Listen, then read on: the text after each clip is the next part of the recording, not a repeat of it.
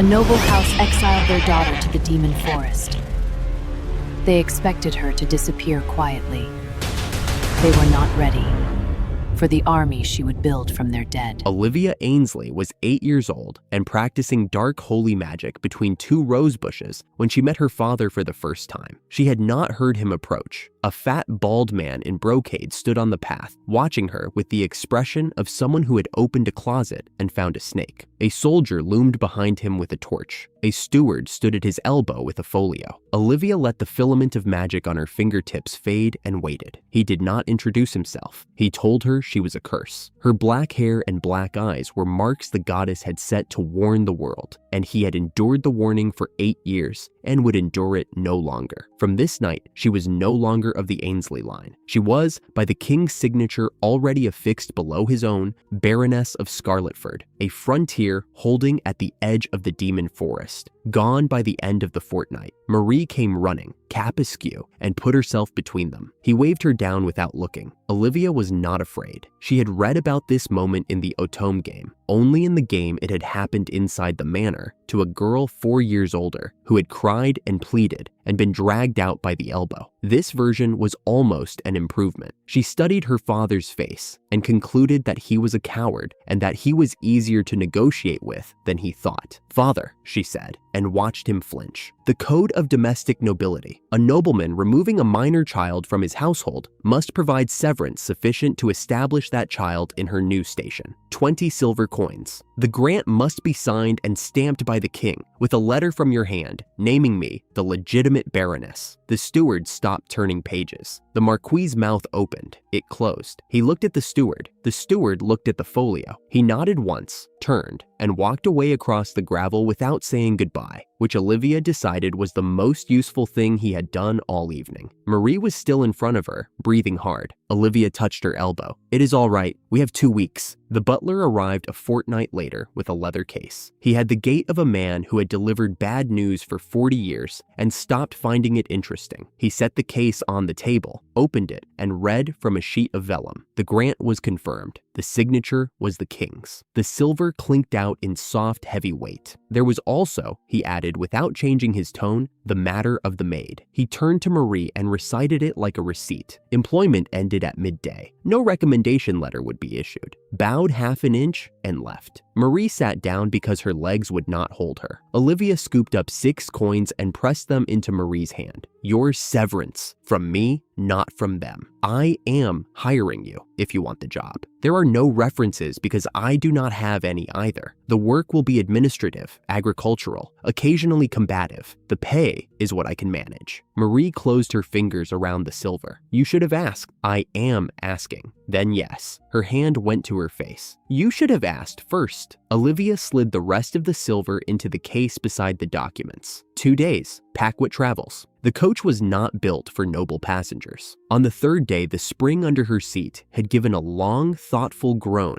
and then a short final one. After that, Olivia sat on a folded blanket and let her bones remember they were bones. Marie slept with her head against the window frame. 2 weeks of grief and packing had carved new lines on her face. Olivia turned the king's grant over in her lap. By every report she had scraped out of 2 weeks of feverish library work, the land was a palisade village clinging to the lip of the demon forest, supplied irregularly, taxed never, forgotten by everyone who had the option. In the game, the place appeared once, a name on the corner of a regional map, a throwaway line in a side road. The villainess had not been sent there. The villainess had been kept in the capital, tried, condemned, and burned. Olivia had spent 5 years of this new life waiting for that trial. Instead, she had been given a piece of paper and a westward road. The trees outside thickened. The driver had stopped whistling. The plot did not account for Scarletford. She let herself feel the weight of that. The first time in either of her lives, she had been somewhere the story did not know about. Then latched the case and watched the road. Scarletford was a wall, sharpened logs 3 times her height, lashed and braced, with a heavy gate that creaked open a hand's width when the carriage stopped. Then the rest of the way, once the driver shouted the Baron's name and threw the documents over the top without dismounting. He did not stay to unload. He dragged the trunk down, set it on the road, and was gone before Marie had finished climbing out. Inside the gate, perhaps 30 people stood in a loose half circle. Most were thin. All were watching her hair and her eyes. Marie cleared her throat and announced, in the steadiest voice she could produce, that this was the Baroness of Scarletford by the king's grant, and the village would now receive her. Silence. Then they knelt, slowly, the way a crowd kneels when it has not been sure whether it would. A man stepped out from behind them, stocky, red-faced, with arms like cured ham. 3 other men flanked him. "Will," Marie murmured. The village head. He did not kneel. He folded his arms and laughed, friendly enough to be insulting, and announced that the village had its own custom. Any new lord proved the right to rule by duel against the standing head. He would, of course, be gentle. Marie's hand closed around Olivia's wrist. Olivia stepped out of her grip. Accepted. He began to laugh again. He had decided what shape this would take. A small girl crying. A quick public humiliation.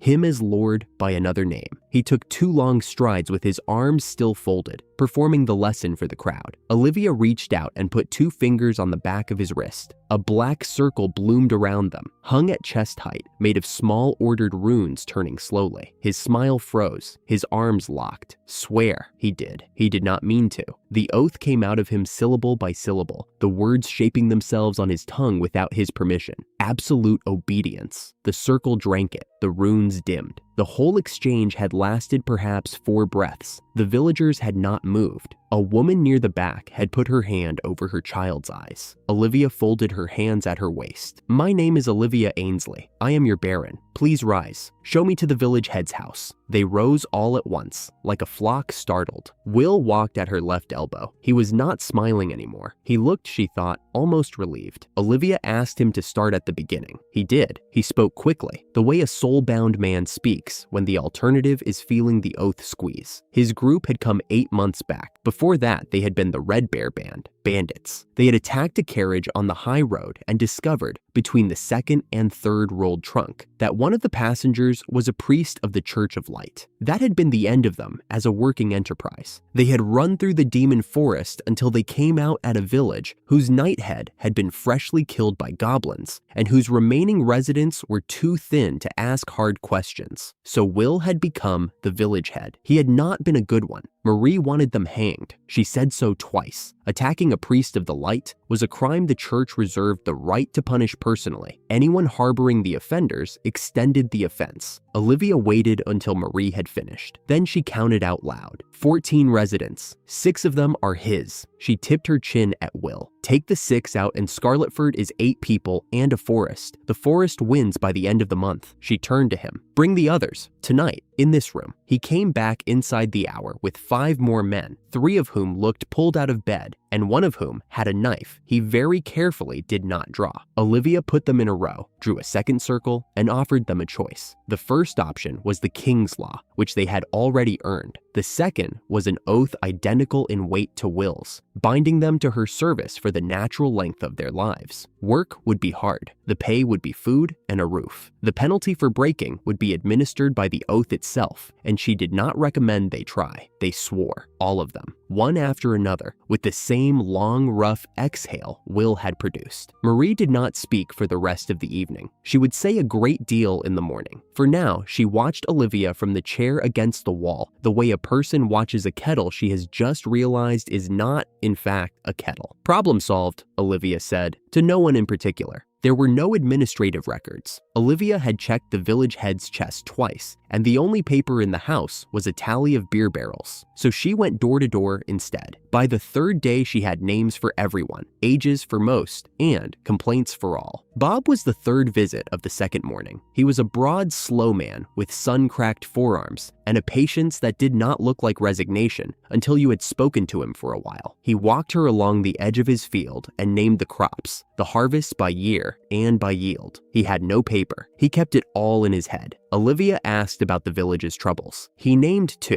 monsters from the forest, which everyone knew, and the zombies. She let that sit for a moment. He said it the way a man names a weather pattern, since last summer, after the goblin raid. The raid had taken 4 people before it was driven off, and the bodies had been buried by the survivors, but not properly. There had been no priest, no rite, no light magic. The church charged for that, and the village had nothing. Within a fortnight, the buried had begun to walk at night. They moaned along the inside of the wall. They did not enter the houses, because of wards a traveling caster had set 2 seasons ago and never returned to renew. The villagers had grown used to closing the shutters at sundown. Their souls, Olivia said. They never left. Bob nodded once. He did not look surprised that she understood. She told him she would handle it. That evening, after sundown, in the village square, anyone who wanted to say goodbye should come. He nodded again. He told her quietly that he would come. His mother had been one of the 4. Marie did not speak on the walk back. She was, Olivia could tell, building up to a long argument about the wisdom of advertising dark holy magic in a village that had not yet finished being afraid of her. Olivia let her build. The villagers stood in 2 soft, uneven rows along the inside of the torch ring. Will had positioned himself near the gate. Marie had positioned herself behind Olivia. The first moans came from the western shutters near moonrise and were answered from the south, then the north, then from the far end of the lane. There were more than Bob had said. Olivia counted as they came into the torchlight. 11. He had said 8. She said nothing to Marie. She stepped forward and drew the circle, wider than the one she had used at the gate, the full reach of her arms, the runes larger and slower. It settled at knee height around the dead. They stopped. The crowd had been making a noise, half breath, half hum, the sound of people who had not decided whether they were watching a rescue or a damnation. The noise stopped. Olivia laid a hand on the nearest. He had been, in life, a man named John. The dark holy magic ran from her palm into the body and went looking for the soul. It found it. It loosened the bond. The body crumbled into fine gray-black sand at her feet, and where it had been, a soft human-shaped light rose to about head height and stood there with patient, entirely normal eyes. A single sharp inhale from the second row. Then, John's daughter ran out, stopped at the edge of the light, and said her father's name, and the light bent toward her, stayed a long, quiet moment, and lifted away into the night. Olivia walked the circle. She put her hand on each of them. Each crumbled. Each soul lifted into the torchlight and waited for whoever had come for it. 3 the crowd did not claim, strangers, perhaps, from before the village had its current shape. And she stood with those herself and released them into the same patient dark. The torches guttered. The square was quiet in the way places are quiet after long noises end. Marie had been crying for some time without making any sound about it. Will had not moved. He looked, Olivia thought, like a man rearranging the furniture inside his own head. She let the circle fade. They are at rest. Go home. Sleep with your shutters open. Good night. They went. No one spoke as they passed. Several touched her sleeve. She let them. There were vegetables on the step, a folded square of woven cloth, 3 eggs in a chipped bowl, a bundle of dried herbs, a wooden carving of a hare, 2 loaves of bread that had been warm when they were set down. The crowd was past the step, not knocking, waiting in a loose half circle without yesterday's watchfulness. When Olivia opened the door, the half circle went quietly down on one knee. She froze. A woman near the front, older than the others, narrow in the face, with hands that had been broken once and reset wrong, thanked the saint. She used that word. She said it carefully and clearly because she wanted to be sure the saint heard her use it. 2 younger women picked it up. Then someone said angel. No, it came out sharper than she meant. No, please do not. The crowd looked up in a soft, confused way that was almost worse than worship. I am the Baron. Olivia stepped into the lane with her hands open at her sides. I am performing my obligations as the holder of this land. That is all. Saint is a title that belongs to the Church of Light. Angel is a word the church reserves for its own. I am neither. I am the Lord here. Please, use that one. The older woman lowered her head and said, with great gentleness, the same word. The crowd echoed her. They were not arguing. They simply did not know any other word for what they had seen. Marie was at her shoulder by then. The church owned the saint designation by royal decree. The church had not granted it. The church, when it found out, frontier villages talked, traders talked, priests heard, would respond. False saints in this kingdom were not let down gently. She had walked off the map of the game's plot. She had not walked off the map of this world's powers. The first crack of fear she had let herself feel since the night in the garden ran through her chest and out, and then she breathed it back down. Bring the food inside. We will eat together this evening. That is the Lord's table. Please. They stood. They carried in the bread and the eggs and the woven cloth. The older woman touched Olivia's sleeve as she passed and said the forbidden word one more time. Very quietly, with deep conviction, Olivia let her. She filed the problem under the things that could not be solved with a circle and a touch. There was already, she noticed, a short list under that heading. The list was going to get longer. The morning after the saint problem, Olivia made Will walk her around the outer line.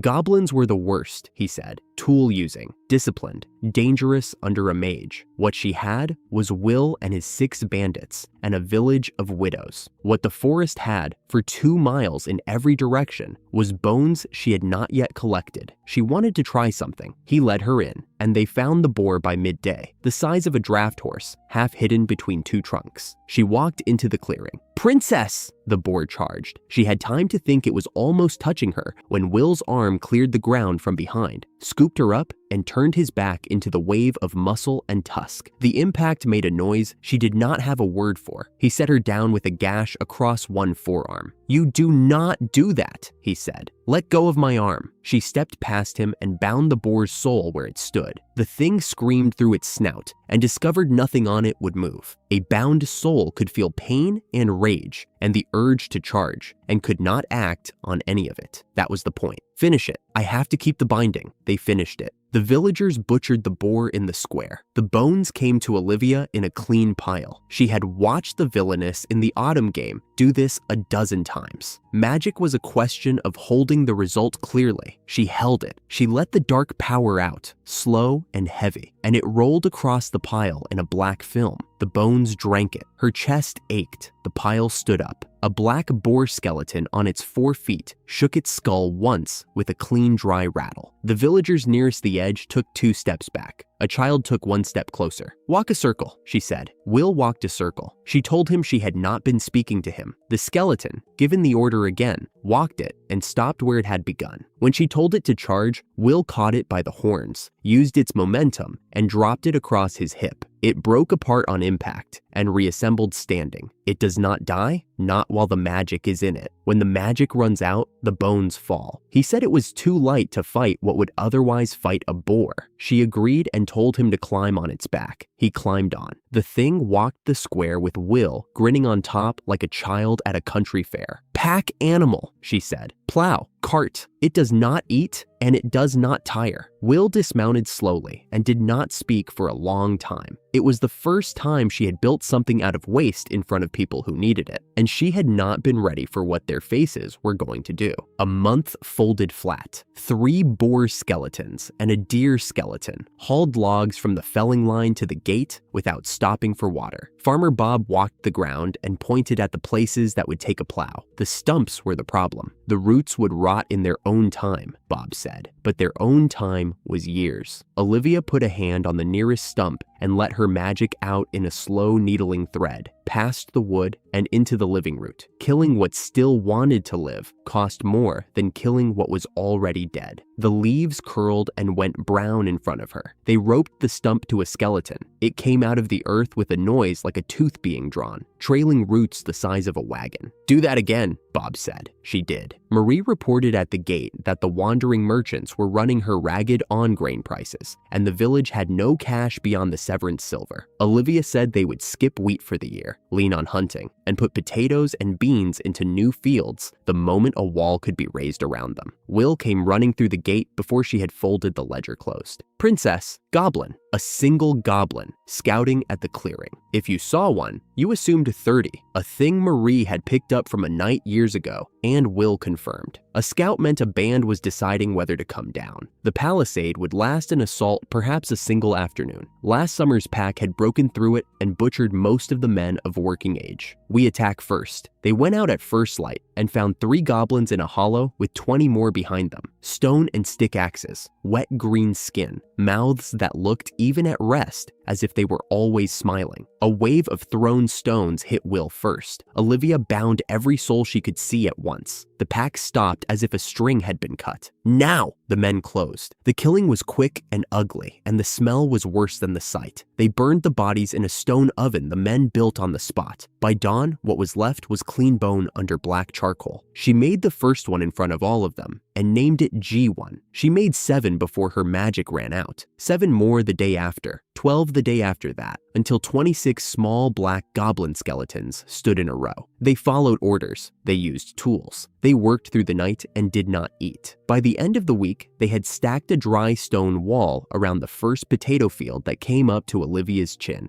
dug a moat, and started a second field without being told to. Will watched them from the gate one afternoon and said he had not expected to spend his life looking at a child running a small army. You disapprove. I am rearranging the furniture inside my own head. Take your time. The second field was just finished when the bell rang. 100 goblins, in a loose front line, throwing stones and rushing the wall in waves. Will's men were on the parapet, trading blows. Olivia walked through the gate and bound the front rank. The men cheered, dropped over the parapet, and started the work. The wave broke. The next rank threw itself forward across the bodies of the first. She bound them too. Her vision narrowed at the edges. Then the band stopped, not in panic, not running in different directions. They wheeled as one body and walked back into the trees in good order. Will leaned on his axe and said goblins ran when they lost, and once a band ran from a fight, it stayed run. He had seen it a dozen times. Olivia watched the trees swallow them and felt the back of her neck go cold. Goblins ran in every direction. Goblins did not march. Collect the bodies. Burn them tonight. The men hated it. They did it because she had asked. 5 more skeletons stood at the gate by midnight. She doubled the watch, recalled the field skeletons, and went to bed knowing in her bones that this fight was not over. The alarm woke her at the 3rd hour after midnight. Will met her in the dark with a torch and 10 men, half limping from the morning. Where? Back gate. Janine rang the bell. They ran. The gate was sealed. From outside, 2 knocks. The skeletons signal for nothing here. A wall came apart on the north side. A long, ripping noise of pulled timber, and the second alarm started from the livestock yard. The decoy. The afternoon assault had been the feint. The pack had circled north in the dark and come through the section furthest from the main gate. Will picked her up under one arm and ran,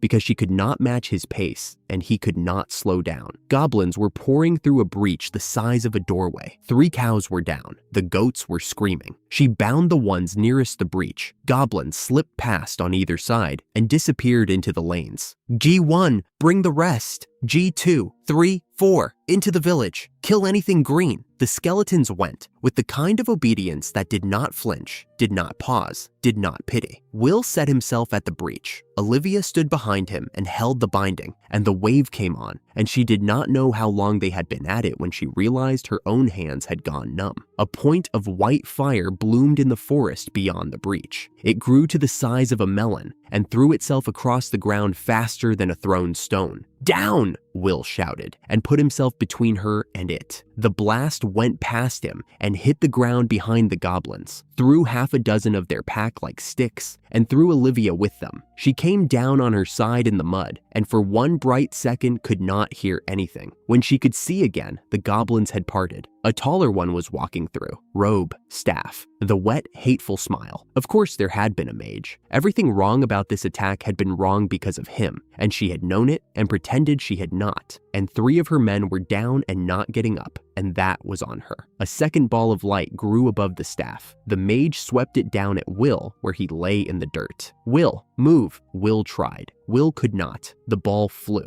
2 feet wide of him, by some miracle of the mage's bad aim, but close enough that the blast caught his back and his cry came out of him broken. Will! She got to her knees, reached for the mage's soul, and felt the binding refuse to land. The thing was too far and too full of its own magic for the binding to grip. It curled back at her like a dog at the end of a leash. The mage saw what she was doing, smiled wider, and lifted the staff for a 3rd ball. Her eyes dropped. There was a dead goblin at the mage's feet. She let the dark magic out one last time and pushed it into the corpse. The corpse rose behind the mage. Kill him! The zombie hit from behind with the only thing zombies were good at, a kind of unkillable lurching weight, and its mouth found the back of the mage's neck. The mage shrieked. The 3rd ball, half grown above the staff, lost its shape and folded inward and detonated where the mage was standing. The light was white. The sound was a wall. When she could see again, there was a hole in the ground where the mage had been. The goblins still standing were looking at her with the wide, flat eyes of creatures who had decided they wanted to be elsewhere. She caught all of them in one binding. With the spine of their pack broken, The resistance was 1/10 of what it had been.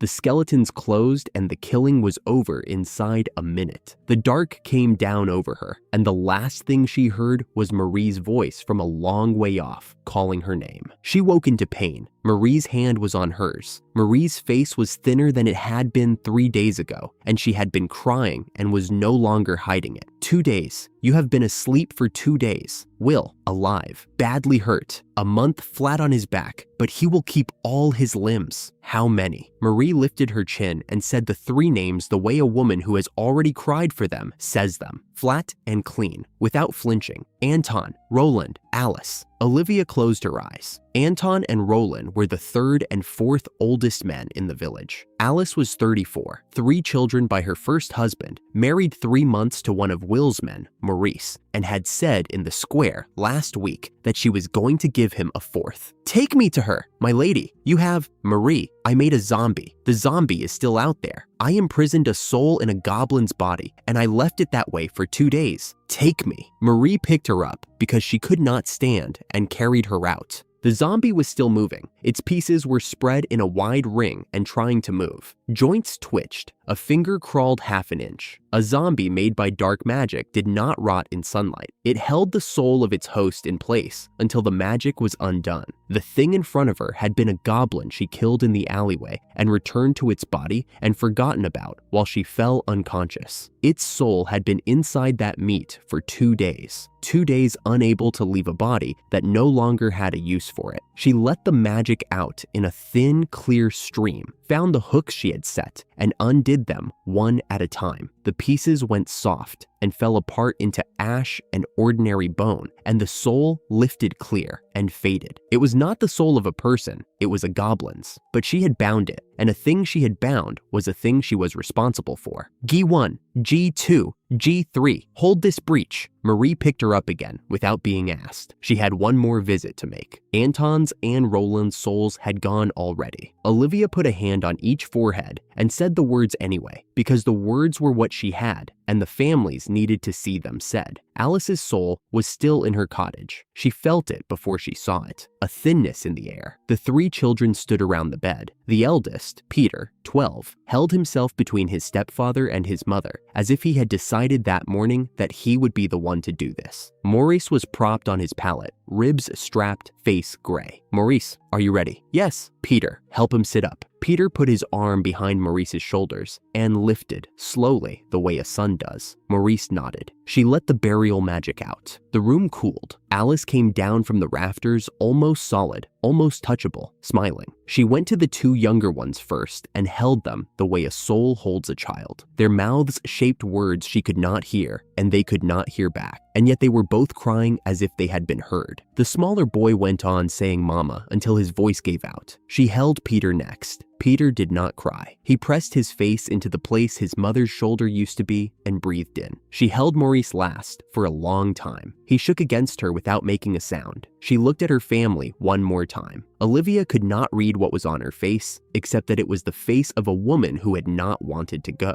She went anyway. Olivia watched a family she had failed weep for a woman she had failed, and said nothing, because there was nothing to say that would not have been worse than silence. Maurice's eyes met hers once. He nodded. He understood. That was, in its way, the worst part. Marie carried her home. She made 3 skeletons a day for 2 weeks, while the bruises went down. By the time they were gone, the count was past 60. She gave up naming them. They wore small wooden tags now, with their numbers carved in. They patrolled the wall. They tilled the 3rd field. They carried water. The village began to walk past them without flinching. Marie set the ledger on the desk. By any reasonable measure, the village is better off than the day we arrived. Yes. By any reasonable measure, yes. Marie closed the ledger and waited. Olivia thought about the way Alice had looked at her family before she had gone, and about Maurice's nod from the pillow, and about how she had known there was a mage and had not let herself act as if she knew. 3 names she would carry for a long time. She had won.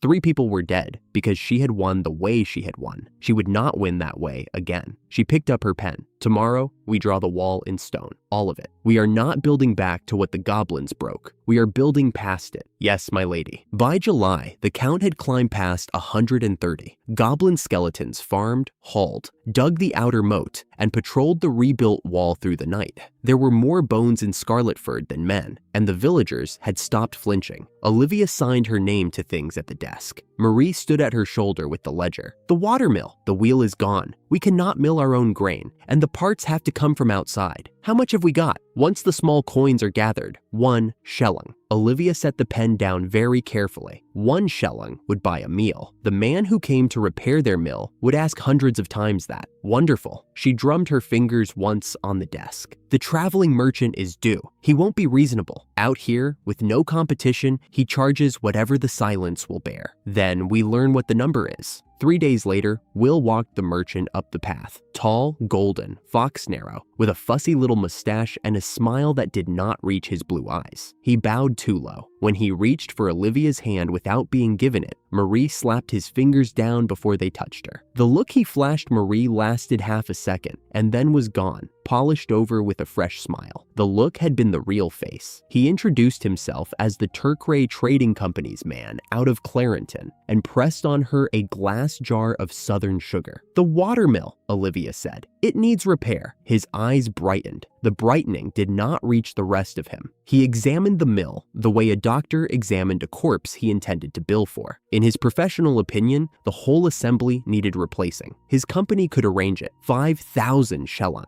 The number landed in her chest like a small dropped stone. That is extortion. That is the cost of the road, he said, all smile gone. He named a priest wagon attacked last year between here and Clarenton. Daily rates for skilled fitters, danger pay for monster country. He arrived back at 5,000 without effort. Then he offered kindly that the company could extend her credit. And how do I pay it back? My lady is a young woman of title. In a few years, there will no doubt be a marriage. The company has many fine candidates. Olivia did not let her face move. She thanked him for his trouble and turned back toward the village with Marie a step behind. Back in the office, Marie said quietly that taking that debt would mean handing him the barony in a year and a husband he had picked in 2. I know, we won't. He came here to take both. He will leave with neither. Get Harold. By evening, the carpenter was back, hat in his hands. The main timbers were sound. With the right blanks and 2 skeletons to lift, he could have it running before harvest. Start in the morning. Roland sat on the edge of the bed in the guest cottage and breathed pipe smoke at the ceiling. He had been doing the math in his head for an hour, and he did not like any of the answers. His clerk came in fast, white around the eyes. The carpenter had said he could fix it. Roland's mouth set in a small flat line. In a voice so reasonable it was its own kind of warning, he told the clerk that the boy looked tired, that the company prized clerks who looked after their families, that his daughter would be turning a year old soon, that a man who pushed himself too hard might one day not be there for her at all. Then he produced a second pipe, a small box of leaf, and a little red stone that lit on a hard squeeze, and told the clerk to go out for a smoke. Down by the mill, he suggested. The water sounded nice at night. The clerk understood what was being given and what was being asked. He left with the pipe and the leaf and the stone, cold sweat under his collar. He did not come back. Will came at first light, banging on her door. The watermill was burning. She got down to the riverbank with her cloak half on.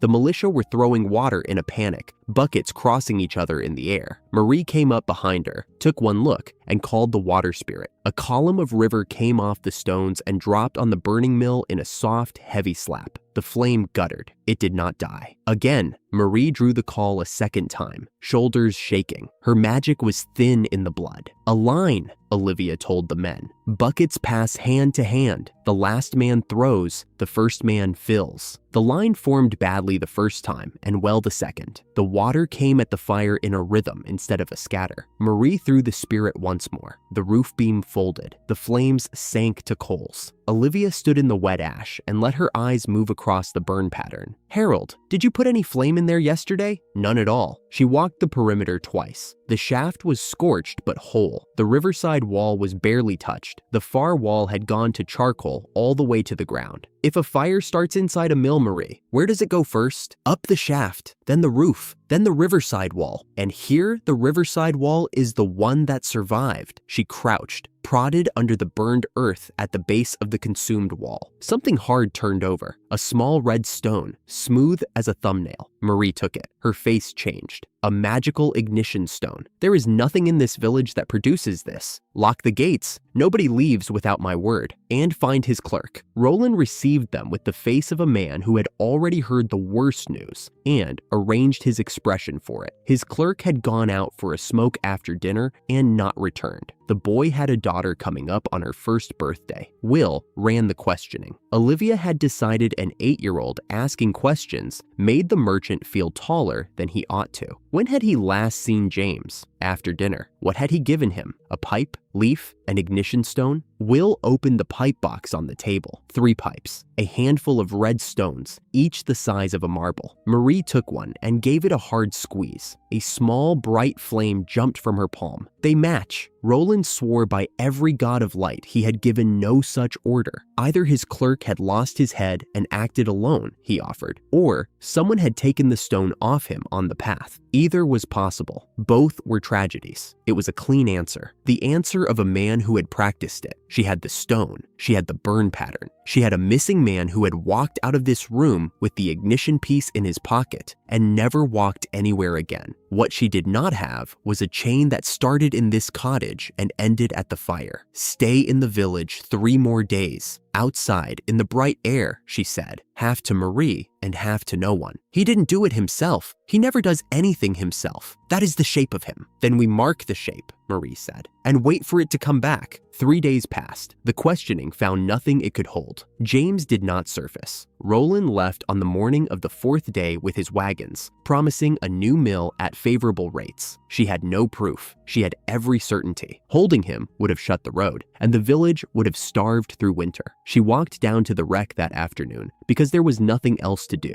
Harold and 4 of the militia were inside, hauling out something heavy and black and round. The grindstone, smoked, not broken. She stared at it long enough that the men stopped hauling. Harold, the grindstone turns. Something on the outside spins it round and it grinds. Yes, the shaft from the wheel turned a gear. The gear turned the stone. So what turns the gear doesn't have to be a wheel. Harold's mouth opened, closed, opened again. A wild boar skeleton walks in a circle, hitched to a beam. The beam turns the gear. The gear turns the stone. Harold's hand went to his beard. He looked at the stone. He looked at the place where the wheel had been. He looked at her. My lady, that would work. Build the beam tonight. Roland had bought the broken mill the moment he set the price. The mill no longer existed to be bought. The boar skeleton came down to the river with her at first light. She had named it B1. She was not, she would admit, a creative namer. Harold had set the stone on a new low platform with a long oak arm running out from it. The boar's jaw closed on the crosspiece on her word. Walk, slow, in a circle. It walked, the arm turned. The gear took the turn. The stone began to move. After a minute, a thin, pale dust fell from between the upper and lower stones. Harold ran a finger through the drift, brought it to his nose, nodded slow. It will not want resting, my lady. Good. In the small book she kept in her pocket, she found the watermill page and added one more line under fire. Lost wheel, contract void. Problems requiring elaborate solutions. The harvest came in early because the skeletons came in faster. What ought to have taken the whole village a fortnight took them 3 days. Scarletford had food for the winter, and a count passed 150. The festival was the village's. The ritual was hers. She stood in the square in a plain white dress and a crown of woven wheat. A small stage, an altar, a pig in a wooden cage, bound and quiet. Marie had walked her through the words the night before. She had grown up in a locked room with a book of these rituals and a nurse who read them aloud. She knew the words. She did not yet know the feeling. The bell rang twice for the afternoon. The square went quiet. She climbed the stage, knelt, and took a breath. Heaven that holds us. I, Olivia Ainsley, Baroness of Scarletford, speak on behalf of the people of this place. We thank you for the bright sun. We thank you for the kind moon. We thank you for the Mother Earth that fed us. We offer in return this dance. She rose. There was no music. She had been taught the ritual dance from the age of 5, and she knew the time of it, the way some people know the time of a heartbeat. Her magic was black where another noble's would have been silver or gold, and the black light moved on her hands as she danced. None of the villagers flinched. When she finished, Will and 4 men came up to the altar. The blade was clean and quick. The pig was carried down and laid on the great fire at the center of the square. Heaven, we give back what was lent. She came down the steps. The square breathed out. The pig went on the fire. Bread came out of the ovens. Ale came out of the casks. Nora the old brewer had been laying down since spring. 1 plate from that table, Olivia called over the noise. Ale from this one. Don't fall over. They cheered. Several called her my lady. Several called her angel, which she had told them not to do, and which she could not stop them from doing because they were already drunk and already crying with the kind of relief that came from surviving a year that should have killed them. A child came up at the edge of the square. Helena, Alice's daughter, hair tied with a strip of green cloth. My lady, come dance. I don't know the steps. Nobody knows the steps. She let herself be pulled into the circle. The singing was off key. The clapping was not in time. She had been trained in formal court dances she would never use, and all that training came down quite usefully to picking up the foot pattern of half-drunk villagers who were making it up. Helena spun. Olivia spun back. The children at the edge of the circle saw it and tried to copy. Helena spun again,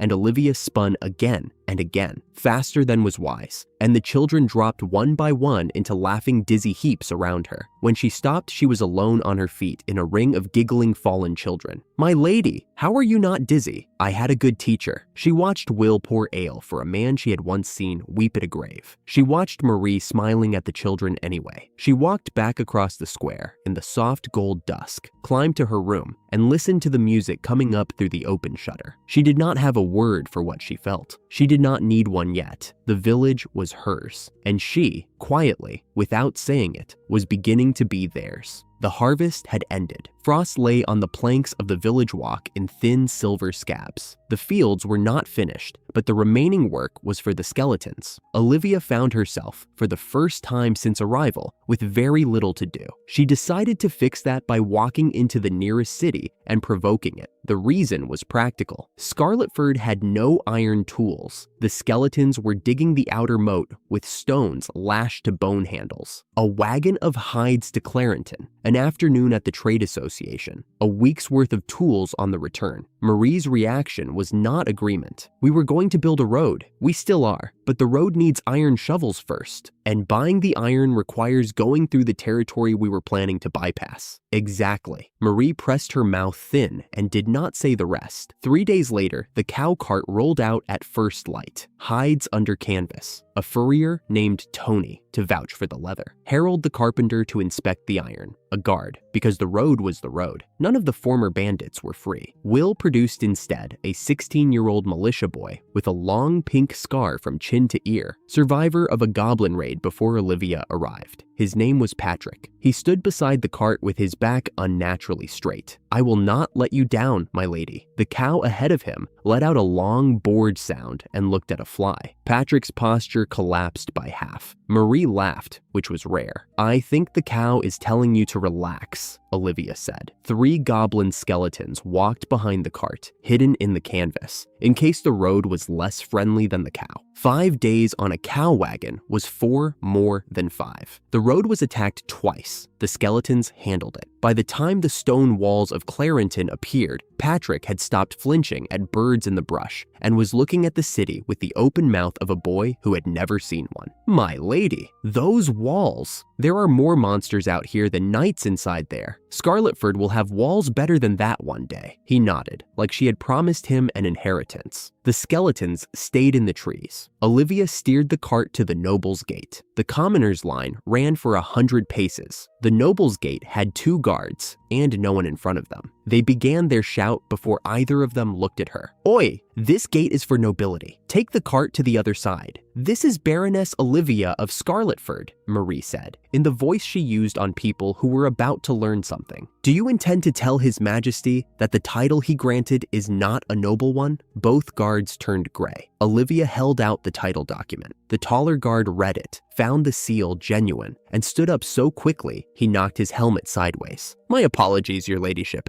Please, pass through. The air smelled of ink and beeswax. The clerk worked through each hide with a leather hook, checking the tanning. lifting them to the lamp to see the grain. There are almost no flaws. Rank A, 5 shillings each. Are you a member of the association? No. A document slid across the counter. Olivia signed. The clerk read the signature. The clerk's face changed. The hand that had been steady through the hide inspection now flickered against the paper like a leaf. She excused herself with the small, careful voice of someone wading away from a body she has just discovered in the river and disappeared into the back. The man who came back had the kind of body a wine barrel would have if you let it dress itself. His suit was loud. His belt was straining. He introduced himself with a small performative bow that did not begin to reach the angle a baronet owed a baroness. A purchased title, no land, no inheritance. Strictly speaking, he should have been on his knees. He continued to smile. He told the baroness that the association was so sorry for the inconvenience, that the merchants of Clarenton valued nothing more than the trust of their members, that for the protection of those members, it would regrettably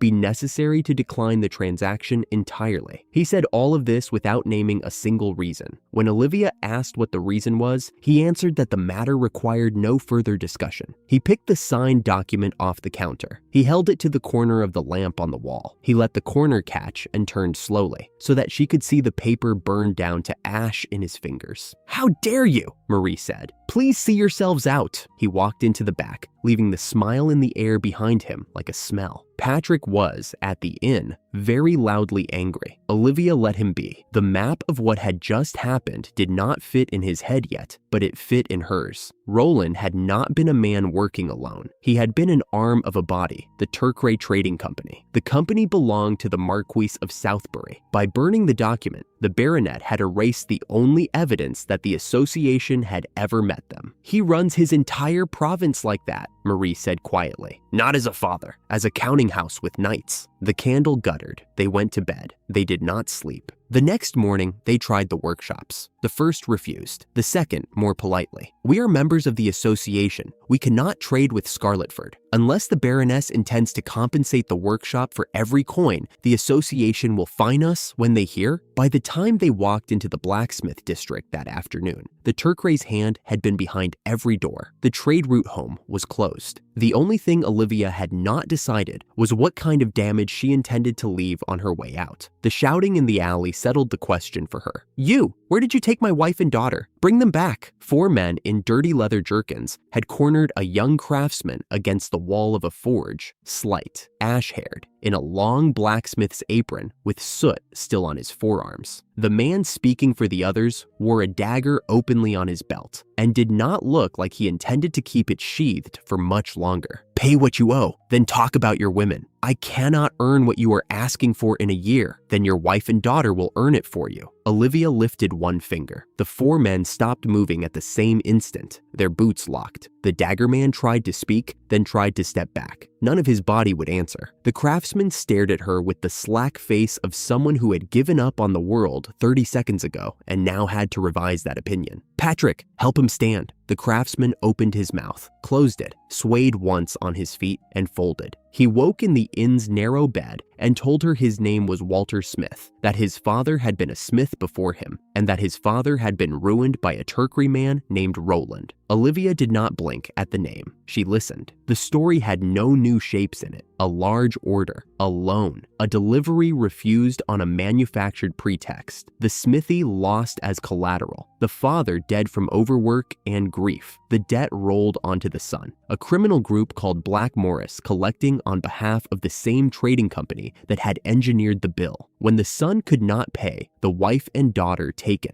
The watch would not intervene. The association would not intervene. The temple did not intervene. "Walter, if I bring your wife and daughter back, you move to Scarletford. We have a court there. The court is mine. The debt becomes a problem for the Turkray Trading Company to explain to my judgment. Do you accept? Where are they being held? I do not know yet. But there was a dead rat in the alley. I made it walk for me. It has been following the men who took your family since this morning." Walter stared. "My lady, what are you?" She did not, slightly to her own surprise, have an answer for him. Marie filled the silence. "She is the Baroness who is going to get your family out. That is enough. The tenement looked from the street like every other on the row. The door opened. Olivia let the rat's pull lead her down. A small light flickered at the bottom of the steep steps, swinging behind two men with drawn blades. "Oi, who are?" She lifted her finger. Both froze, half drawn, faces caught between alarm and confusion. Walter surged forward and put his hands on the nearer one's collar with a sound that was almost a sob. "Walter." Quietly, he let go. She looked at the closer man, older, heavyset, a scar pulling one corner of his mouth into a permanent sneer. "Where is his wife? Where is the daughter? Answer politely, and nothing happens to you. You think this gets you out, brat? You think Black Morris will let you walk out of this cellar? Then no." A trick the original Olivia had used in the game. A dark, holy magic that could touch the soul of a person with less magic than herself, and, for a moment, show that soul the worst death it could imagine. She put the magic on him. His head dropped. His shoulders went slack. For 3 seconds, he was very still, and then his eyes flew open, and his lungs heaved, and his face was the color of wet ash. He looked at her like a man looking at the door he had just been pushed through and pulled back from. "Where are they?" "End of the corridor. Third door on the right. Keys are with Chad on the 3rd floor. Last door. Bald. You will know him." "How many men in the building?" "2 on the ground floor. 3 rooms on the 3rd floor, 1 man each. The rest are stock." "Stock." "The women, the merchandise." Walter's breath made a sound she did not want to hear again. "How many? 20? Maybe 30? Buyers come every few weeks. The ones who do not sell get sent on. I do not know where. Thank you. Sleep." She put him under. The second man tried to spit. She put him under as well. The cellar was very quiet. Chad opened his door to a false report from the lower floors. He was a head taller than Patrick and built like a butcher's beam. He was also, the moment his eyes met Olivia's, asleep on his feet and sliding down the doorframe. The keys sat in the 3rd drawer of the dresser. The 3rd door opened on a small room with a single bed and a table. A woman rose from the corner with her hand at her throat. Walter crossed the room in 2 strides. "Claire, Lucy is asleep." She cried herself out. Olivia gave them 10 seconds and stepped past them and started turning keys. The next door held 2 women in plain dresses too well made for prisoners. "Good evening. We are here to help. Please do not raise your voice. I am not the city guard. Whether you come with us is your choice. I can take you to my barony. You will not be able to return afterwards. Consider while we open the rest." She moved. She unlocked. She kept moving. By the time she reached the end of the corridor, she had counted 21 women, 1 infant, and 5 children. Walter had been told his wife and daughter. The cellar contained an industry. In one room, a tall woman with a sharp face and the carriage of someone who had been beautiful long enough to be tired of it, watched Olivia turn the lock without speaking and waited until everyone had filed out before she said her name was Anna and she might be useful. In another, a smaller woman sat on the bed with a sleeping baby tucked against her shoulder. Brown hair, hazel eyes, a stillness that did not match a basement. She gave her name as Delia. The baby was Lily. They walked the captives out under a sky that had not yet begun to think about morning. Olivia made sure the front door was the last one to close. Marie's eyes went round and stayed round. "My lady, what is this?" They were not just Walter's family. They were an inventory. I told them they did not have to come. They came.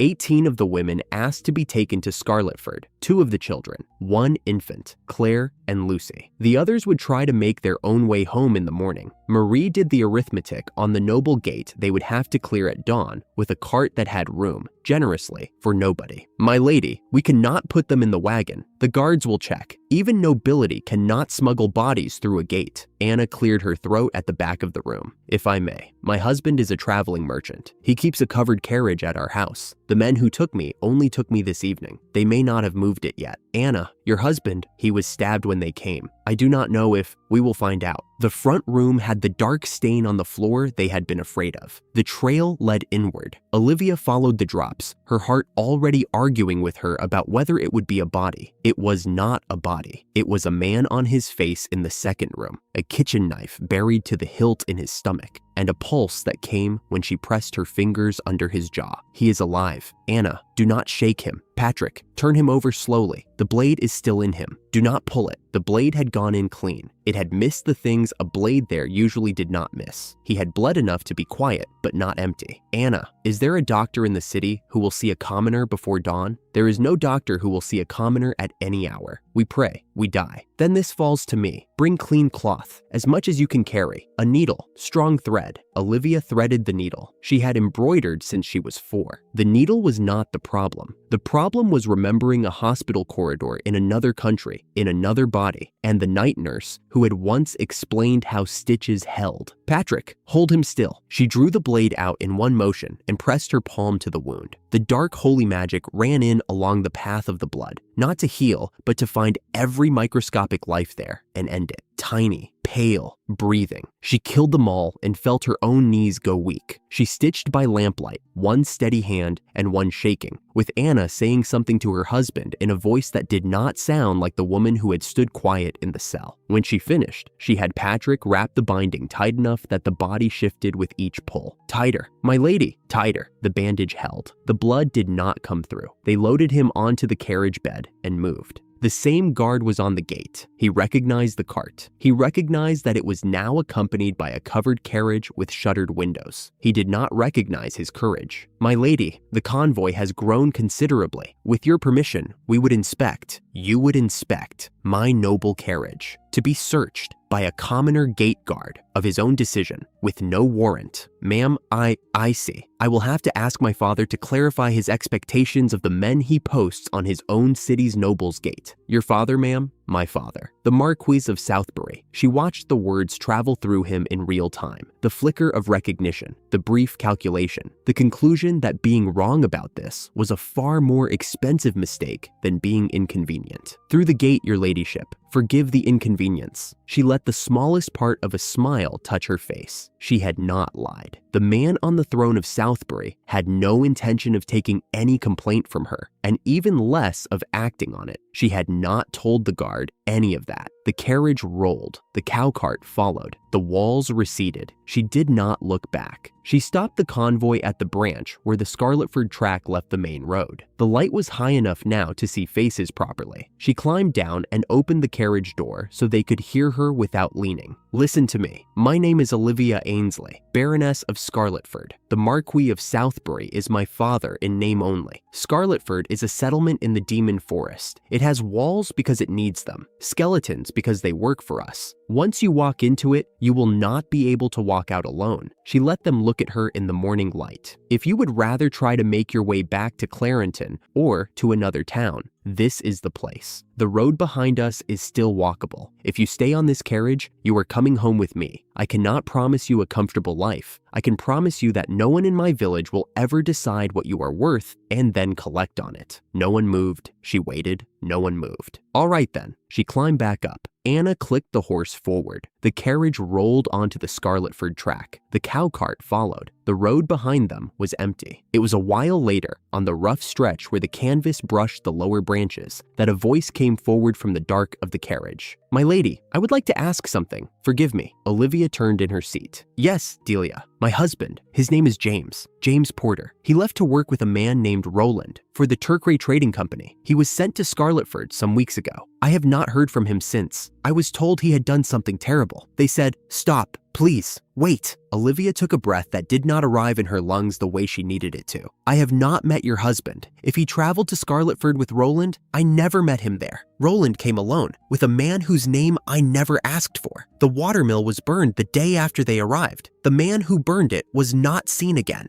Delia did not move. Lily breathed once against her shoulder. "I cannot tell you that your husband is alive. He was not. I do not have a body. I do not have a confession. I have only what I saw, that a fire was set, that Roland's pipe box contained the stone that set it, and that the person who would have been blamed for setting it disappeared the same night. Roland's pattern is to use other people's hands and then make sure the hands cannot speak. I am sorry." She watched Delia's face. She watched it not move. Lily's small fist closed and opened once. "Then he is dead," Delia said. "I do not know, you know." The word was not angry. It was tired. It was a woman who had been told the thing she had been afraid of for weeks and could finally stop being afraid of in advance. "I am sorry," Olivia said again. Delia nodded once. She lowered her head very slowly until her cheek was against the top of Lily's head. She did not cry. She did not speak again for the rest of the day. The carriage rolled on through the high woods. The wheels made their dry sound against the dirt. Olivia sat still and listened to a silence she had not planned for. 3 days later, she brought them home.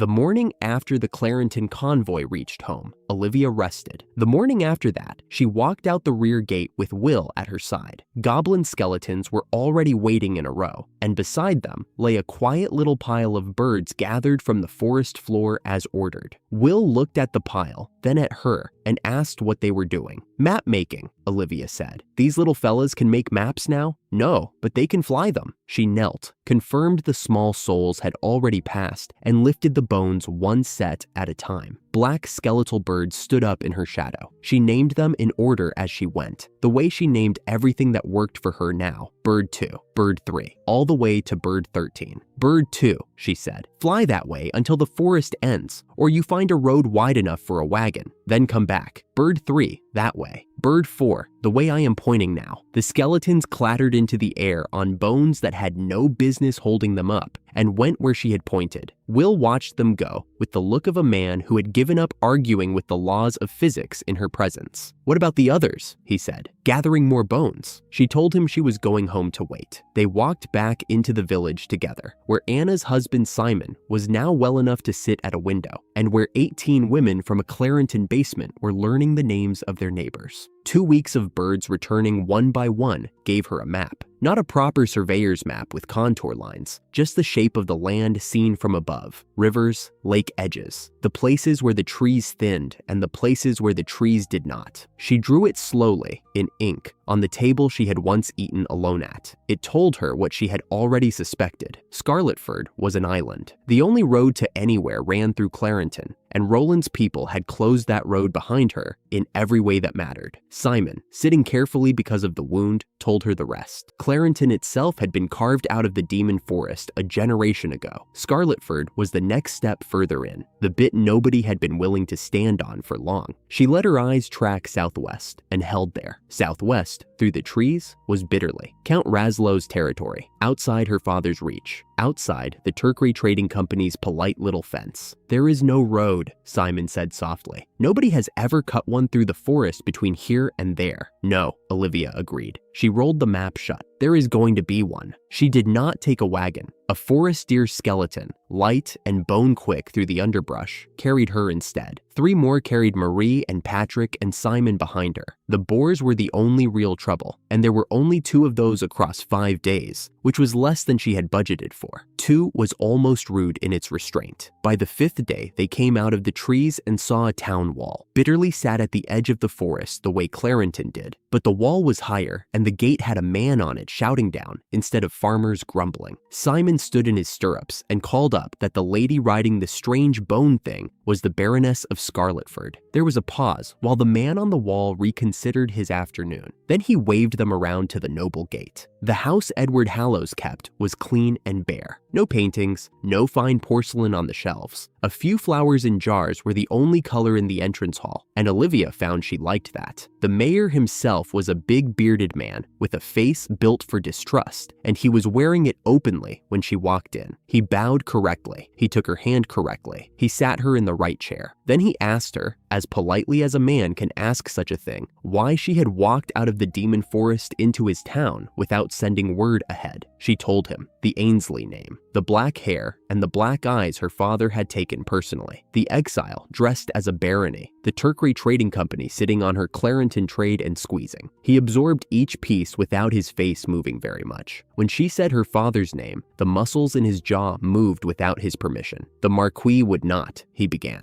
"He did," Olivia said. "Confirm it through Count Raslow if it suits you." She told him about the road through monster country between her village and his town. He stared at her as if she had announced she would be flying to the moon by Thursday. "It is not possible," he said. "We just came from there," she said. She looked at the tea between them, which had not been touched. "I would like to demonstrate something." She reached into her bag and lifted out a small black bird skeleton. Bird 2, around the room, slowly, once. The skeleton clattered into the air and circled the ceiling without a single feather. Edward's mouth opened and stayed open. Marie, sitting straight in her chair beside Olivia, did not turn her head because she had been watching this happen for months and was tired of being impressed. When Edward closed his mouth, he closed it on a different conversation than the one he had walked into the room with. She negotiated the rental over the next day. 1 gold coin per month per boar skeleton. Edward's face went through 3 colors when she named a price between nobles, and she let it. She explained gently that Scarletford was an exiled barony with no inherited fortune and farmers to feed, and that the skeletons were the labor of her territory the way serfs were the labor of his. A serf working in another lord's field paid a tax to the lord he belonged to. The skeleton would do the same. He considered this. After a careful breath, he agreed. He took 1 boar skeleton on a month's trial and agreed to advocate the road project to Count Raslo on the grounds that the road would let his town reach Scarletford goods without going the long way around, and that her skeletons would do most of the clearing on her side. By the time she stood to leave the table, both of them understood that this was the beginning of something larger than either of them had said out loud. Edward's daughter came to see her the next morning. Muriel was a tall girl, with her mother's red hair and her father's directness, 5 years older than Olivia, and entirely unprepared for what an 8-year-old baroness looked like in person. She asked if she might give Olivia a tour of the town. They walked the central square. Muriel pointed out the bronze statue of her grandfather, the knight who had built the Bitterly walls. Olivia made the correct noises. They went into a cafe where Muriel had her own table on the upstairs terrace, and where the tea was scented with bergamot and tasted like something Olivia had not tasted since another life. Muriel talked. Olivia listened. Halfway through the second cup, Muriel set her own down and asked, with a directness that was not quite practiced, whether she might call Olivia by her name, whether they might be friends. Olivia, who had never been asked that question by anyone her own size, took a slow breath. "All right," she said. "Olivia, and you do not have to keep saying enchanted whenever you mean yes." Muriel laughed. It was a real laugh, not a polite one. Olivia, who had been managing adults since the day she could walk, did not entirely know what to do with that sound, and decided, after consideration, that she liked it. Construction took the rest of the winter. The skeletons did not stop for snow or for food, and what would have taken a normal work crew years took them months. By the time the spring thaw was beginning to show, the road was through, earlier than anyone had predicted on either side of it. The opening ceremony was in Bitterly, on Count Raslo's insistence, in the central square. Edward gave the long speech that mayors are required to give, and that nobody listens to. Olivia gave the short one that everyone did. She thanked Bitterly. She named the road a road of friendship between her people and theirs. She said that together they would push the forest back from this line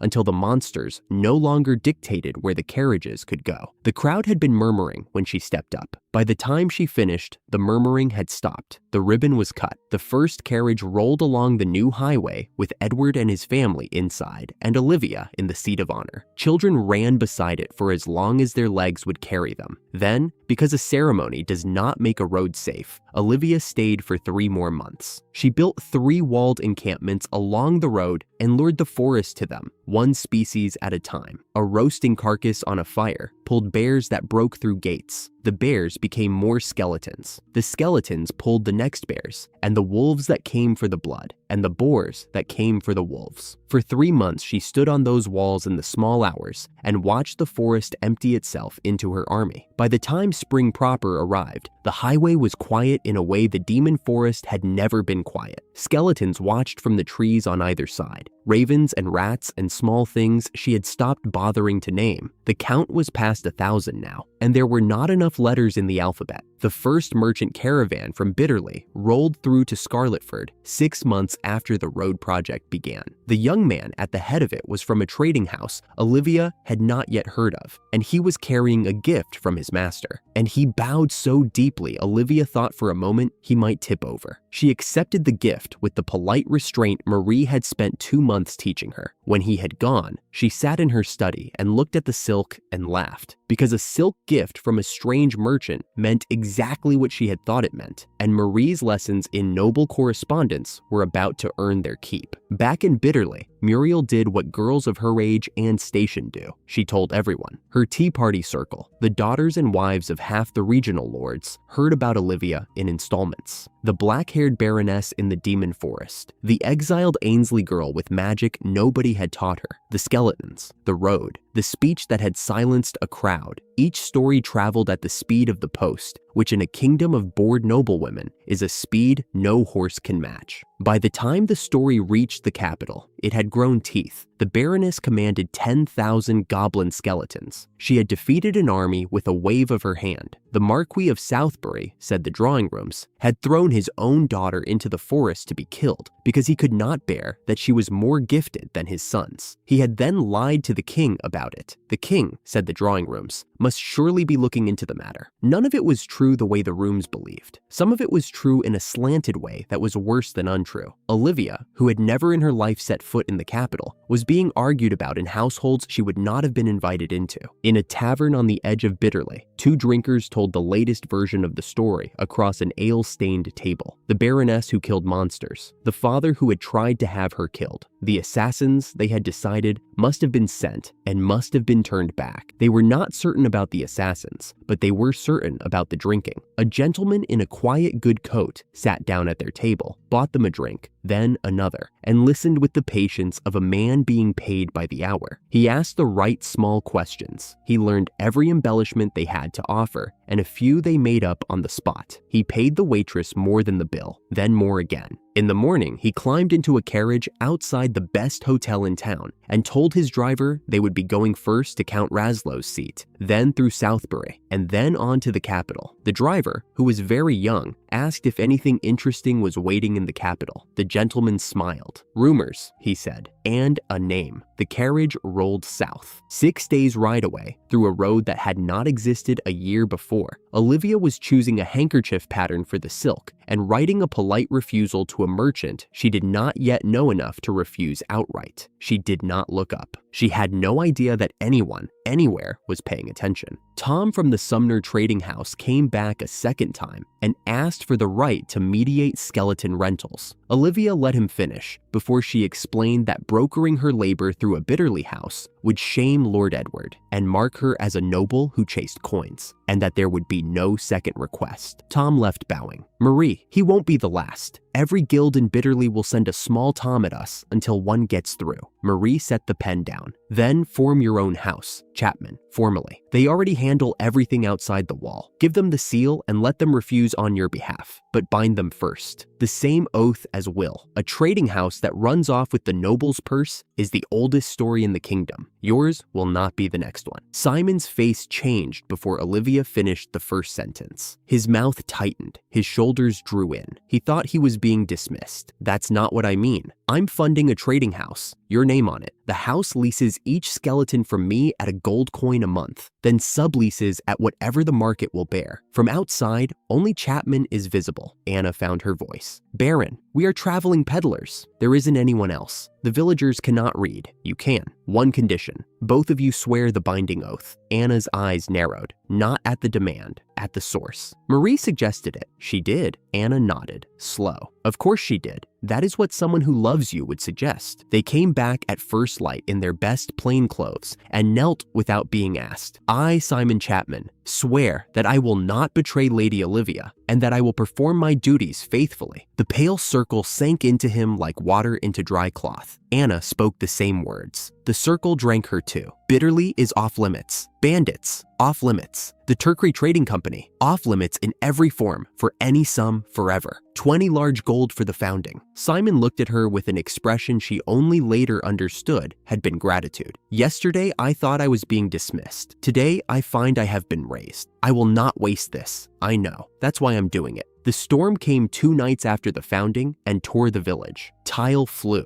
A long stretch of the earthwork slumped into the road. By dawn, the village and every skeleton Olivia owned were on the wall in shifts. She stood at a distance and watched, the way someone who is carried bodily out of every worksite she steps near learns to do. That was when she noticed the stream. It was glittering. Light on water explained part of it. The rest looked like flat winks of something heavier than water sitting on the gravel. They crossed the soft earth of the new bank, and Olivia knelt. Heavy little grains scattered along the bed in numbers no stream had any business carrying. Is this gold dust? Marie picked one between two fingers. It may be. Micah looks like this and is worthless. Micah is light. Gold sinks. The nearest goblin skeleton brought a wooden basin. Olivia poured stream water in, dropped a single grain over the surface, and watched it fall straight down like a stone. Gold! Marie's breath came out short and bright, and then her face fell. What? The Marquise? Yes, he will be unbearable. We will think about him later. She turned to the skeleton and gave it 3 orders. Collect everything in the stream. Build a holding dam downstream of the village. Find the place the gold had come from. Olivia unfolded the cloth on Walter's bench. Walter, is this gold dust? His face did not change, which was answer enough. It is, of course. Clarenton's streams had a little of it. The desperate ones used to pan on the wet days. The Lord owned every grain. Anyone caught keeping a piece was hanged. Can you refine it? With cupellation? Yes, my father taught me. I will need lead. Make me a list. Simon leaves for Bitterly tomorrow. He wrote it out slow and careful. She was at the door when he caught up to her. Baron, if the hill above us has been opened, I know. Then this place is about to be worth killing for. I know that too. Patrick built the reservoir in a third of the time Olivia had budgeted because the goblin skeletons had spent 2 weeks in Bitterly learning dam work and had brought the technique home in their bones. The skeletons taught each other. A thing one learned in one valley quietly arrived in another, carried between knuckles and rib bones in a way Olivia would not have believed if she had not watched it. Patrick, the spillway is wider than I asked. Goblins dug it that wide on their own, princess. I didn't tell them to. She crouched. The base of the spillway sat lower than the dam crest by a clean hand's width. Marie crouched beside her and understood at the same moment. Overflow. They learned it from Bitterly too. If the water rises in another storm like the last, it does not go over the dam. It goes through here. By month's end, drinking water came from the reservoir, irrigation came from the reservoir, and the stream past Scarletford was routed for industry only. Olivia's skeleton birds were already searching upstream for the vein. The first refined bar came out on a winter morning. Walter set it on a clean cloth. Olivia picked it up with 2 hands, the size of her fist, heavier than it looked. Beside it sat a smaller box of silver, because the dust had been almost a 10th silver, and silver, Walter told her, had never been worth a hanging. Build a refining house next door. I do not want lead anywhere near where you breathe. Goblin skeletons can run it. They refine without breathing. Walter was quiet a moment. Princess, the boar skeletons brought a stone back from upstream last week, an arm's length across. I broke it. A grain of gold inside, the size of a poppy seed. It is a vein, a real one. She nodded once and walked out into the pink morning to give the new orders. The first man who noticed was a Turkey auditor on the southern circuit. He stopped his carriage when he saw poor men in a stream past Clarenton with their trousers rolled, searching. Sand gold, the mayor told him. A handful of grains every wet season. Nothing of consequence. A clerk arrived, white-faced, while they were still talking. The reward budget for the year had been exhausted. By midsummer, 3 weeks after the storm, the auditor went back to his carriage and rode straight for Southbury. 3 men sat at the long table a week later, the Marquis at the head, sweating. The steward Brian at his left, pale and silent. The third was an old hairless man with a small mean mouth, Maximilian Turkey. The narrator does not perform their conversation. The narrator reports what was decided. A gold vein had likely opened in the hills above Clarenton. Turkey promised mining, refining, transport, sale, on whatever scale was required. The problem was geography. The vein lay above Clarenton on the slope that climbed into the demon forest, and above that line, no man set foot. Brian's report was given in the flat voice he used for everything. The barony belonged, with full documentation, to the Marquise's daughter. The daughter, after the embargo, was almost certainly dead. To work the vein, the title had to be recovered, and the slope taken before anyone else in the kingdom understood what the storm had uncovered. The Marquis referred to his daughter only by the word that, and would not say her name. He asked what risk remained. Brian paused. The pause was small, easily missed. He said intelligence was incomplete. The death had not been confirmed, and the bandits who had held the village had been bound to her in some way before the embargo.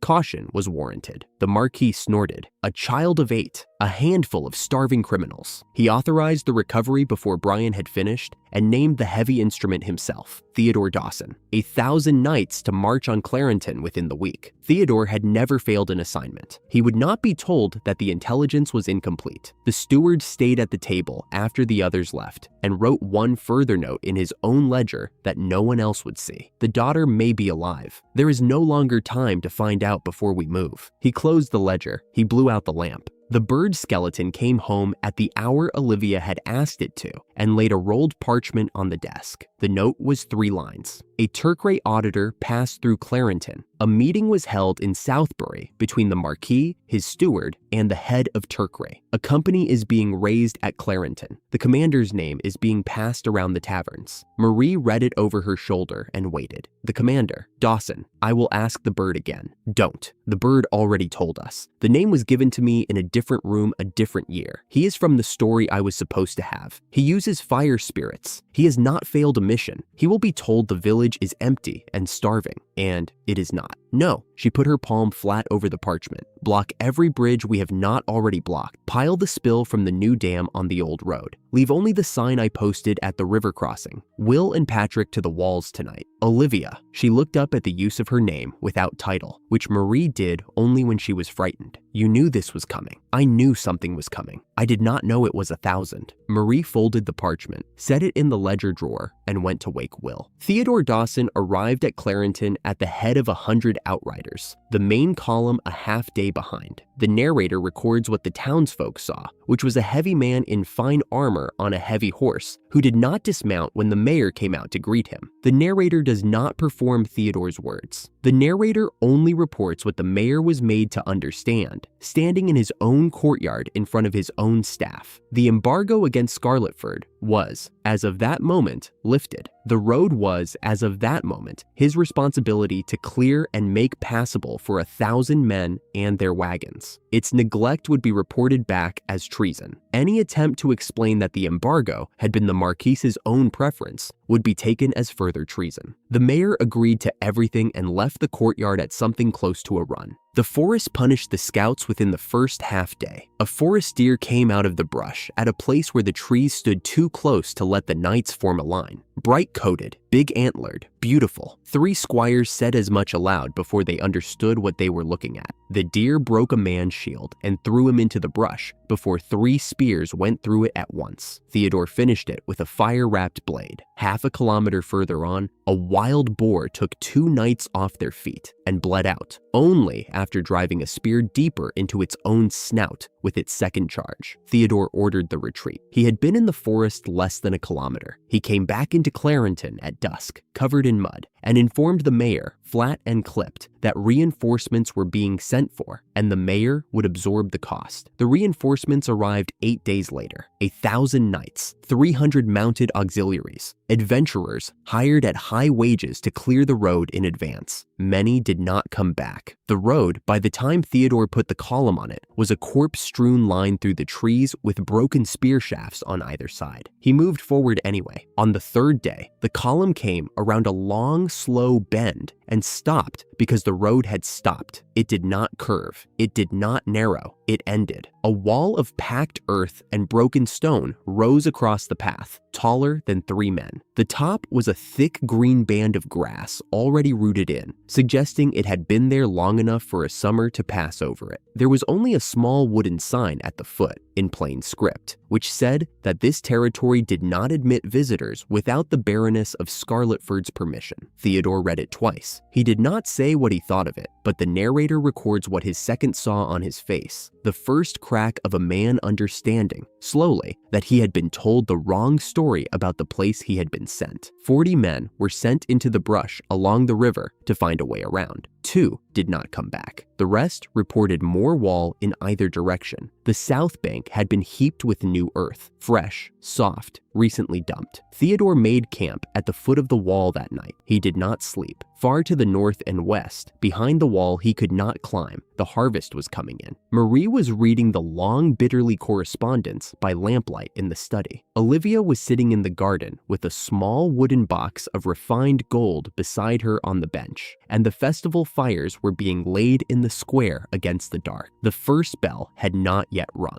It was going to.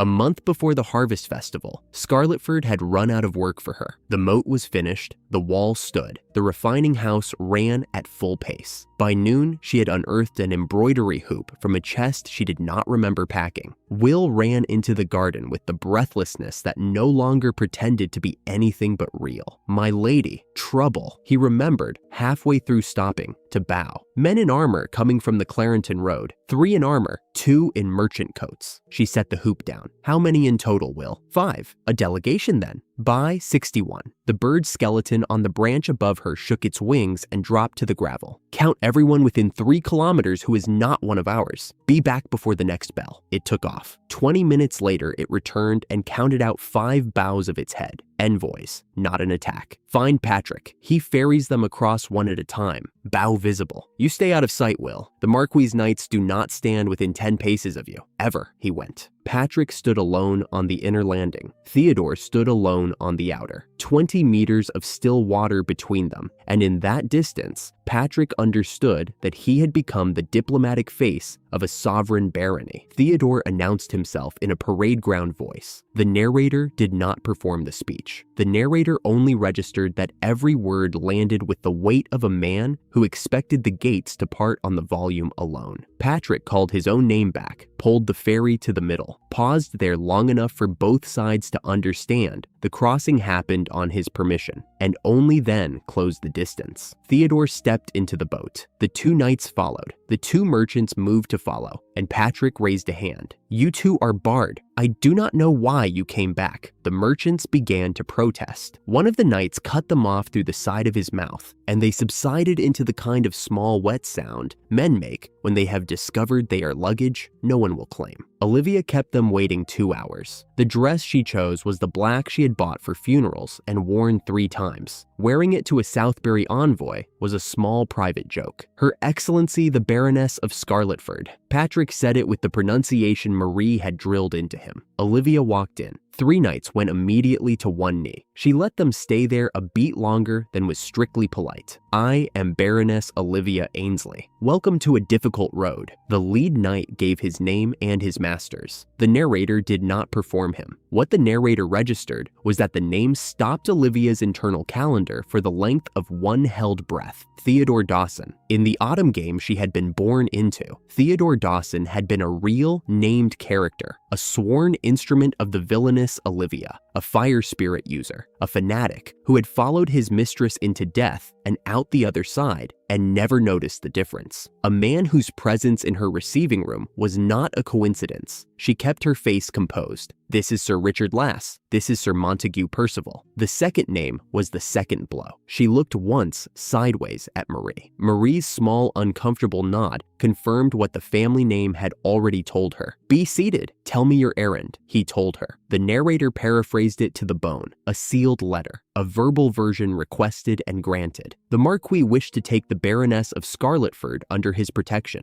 Welcome her home. Send 3 knights to bring her there. I refuse. Theodore blinked. For one clean second, he looked in his armor like a boy who had forgotten where the door was. The expression steadied her more than 2 hours of preparation had done. My lady, His Excellency wishes. I am the eldest daughter of Marquis Adolphe Ainsley. He has already disowned me. He has already exiled me. He declared in his own words and in front of his own butler that my hair and my eyes were a curse he would not keep under his roof. Nothing in his letter changes any of that. See yourselves out. It was Montague who tried next. He did not address her. He turned with deliberate cruelty to Marie. Talk to her. The voice was the voice a man uses on a dog he has decided not to feed. Convince the Baroness. She will listen to a half-noble like you, won't she, sister? The word at the end of the sentence was the word he had used since they were children. Marie's mouth went thin. Olivia felt the part of herself that was 8 years old vanish like a snuffed candle. She walked around the table and set her right hand palm flat against his chest. The soul binding hit him so hard he gasped. The other two knights did not see it. They saw a small girl in a black dress lay her palm against the knight's breastplate, and they saw the knight go pale as if he had taken a punch to the stomach. Apologize to my nurse. He could not. She tightened. My lady. Marie's voice was quiet at her elbow. Not unless you are ready to make it permanent. The reminder landed. She eased her grip a quarter, and he drew in air with a noise that cost him. Then she reached up. She had to reach up. He was almost twice her height, and struck him across the cheek with the flat of her hand. The sound was small, the meaning was not. A knight of the Southbury Order, slapped by the daughter of his own marquise in his own dress armor in front of two of his own brothers. There was no rank of disgrace beneath that line. Sir Montague, you are barred from Scarletford. Sir Theodore, tell my father I have declined. Patrick will see you to the gate. Theodore bowed once, the bare minimum. The three of them walked out through the side path to the moat, not the front road. A man who leaves a fortress through the side gate is not leaving. He is counting walls. Marie closed the door behind them. Olivia, she used the name without title, which she only did when she was frightened. He was in the game, fire spirit user. He never failed a mission in the story. He died in service to the villainess and asked to come back as a corpse to keep serving. He is not a man who will accept being told no twice. And Montague, yes, I am sorry. Marie shook her head once. He was always like that. He will come back with the rest. So will Theodore. 2 weeks, the wall holds, the forest traps hold. Send Patrick to Will. Tell Walter the refining house closes for the festival and not a day before. And the festival? The festival happens. Edward and the Bister heir ride in tomorrow. She smiled briefly, with no warmth in it. We celebrate the harvest. Then we celebrate whatever comes after the harvest. In that order. Marie filed the parchment in the drawer and went to find Patrick. The visiting party came in 2 columns. The lead riders carried 2 flags, the green and silver of Lazio County, and a forward-pacing lion. The Bister Duchy, founded by a king's younger brother, its current heir riding in carriages somewhere behind that lion. Olivia waited below on the drawbridge, mounted side saddle on a forest deer skeleton that Patrick had spent an hour grooming with a horsehair brush, and held her composure through the polite shock of 300 outriders discovering all at once that the Baroness of Scarletford was 8 years old, and that her honor guard was made of bone. The lead Bister rider dismounted, introduced himself as cousin to the heir, and kissed her offered hand without commenting on its size. Then the carriages opened. Edward stepped down with a man Olivia had never seen before, and they came up the road together. My lady, Lord Edward. She smiled at him in the way she allowed herself only with people she had decided to keep. It has been some time. I would have come sooner, but the road was not stable. It is now. He inclined his head. May I present Alfred Godwin, heir to the Duke of Bister. Alfred Godwin was 20 years old and handsome, in the way men become handsome when their bones learn early to expect the world to look at them. Olivia met his eyes and saw the calculation behind the smile, and approved of both. He kissed the back of her hand without comment. Lord Alfred, Lady Olivia. His voice was easy, and so was his use of her first name, which she had given him permission to use exactly 2 seconds before he used it. Your road is excellent. Your wall is excellent. Your gate is excellent. We have a great deal to discuss. Yes, we do.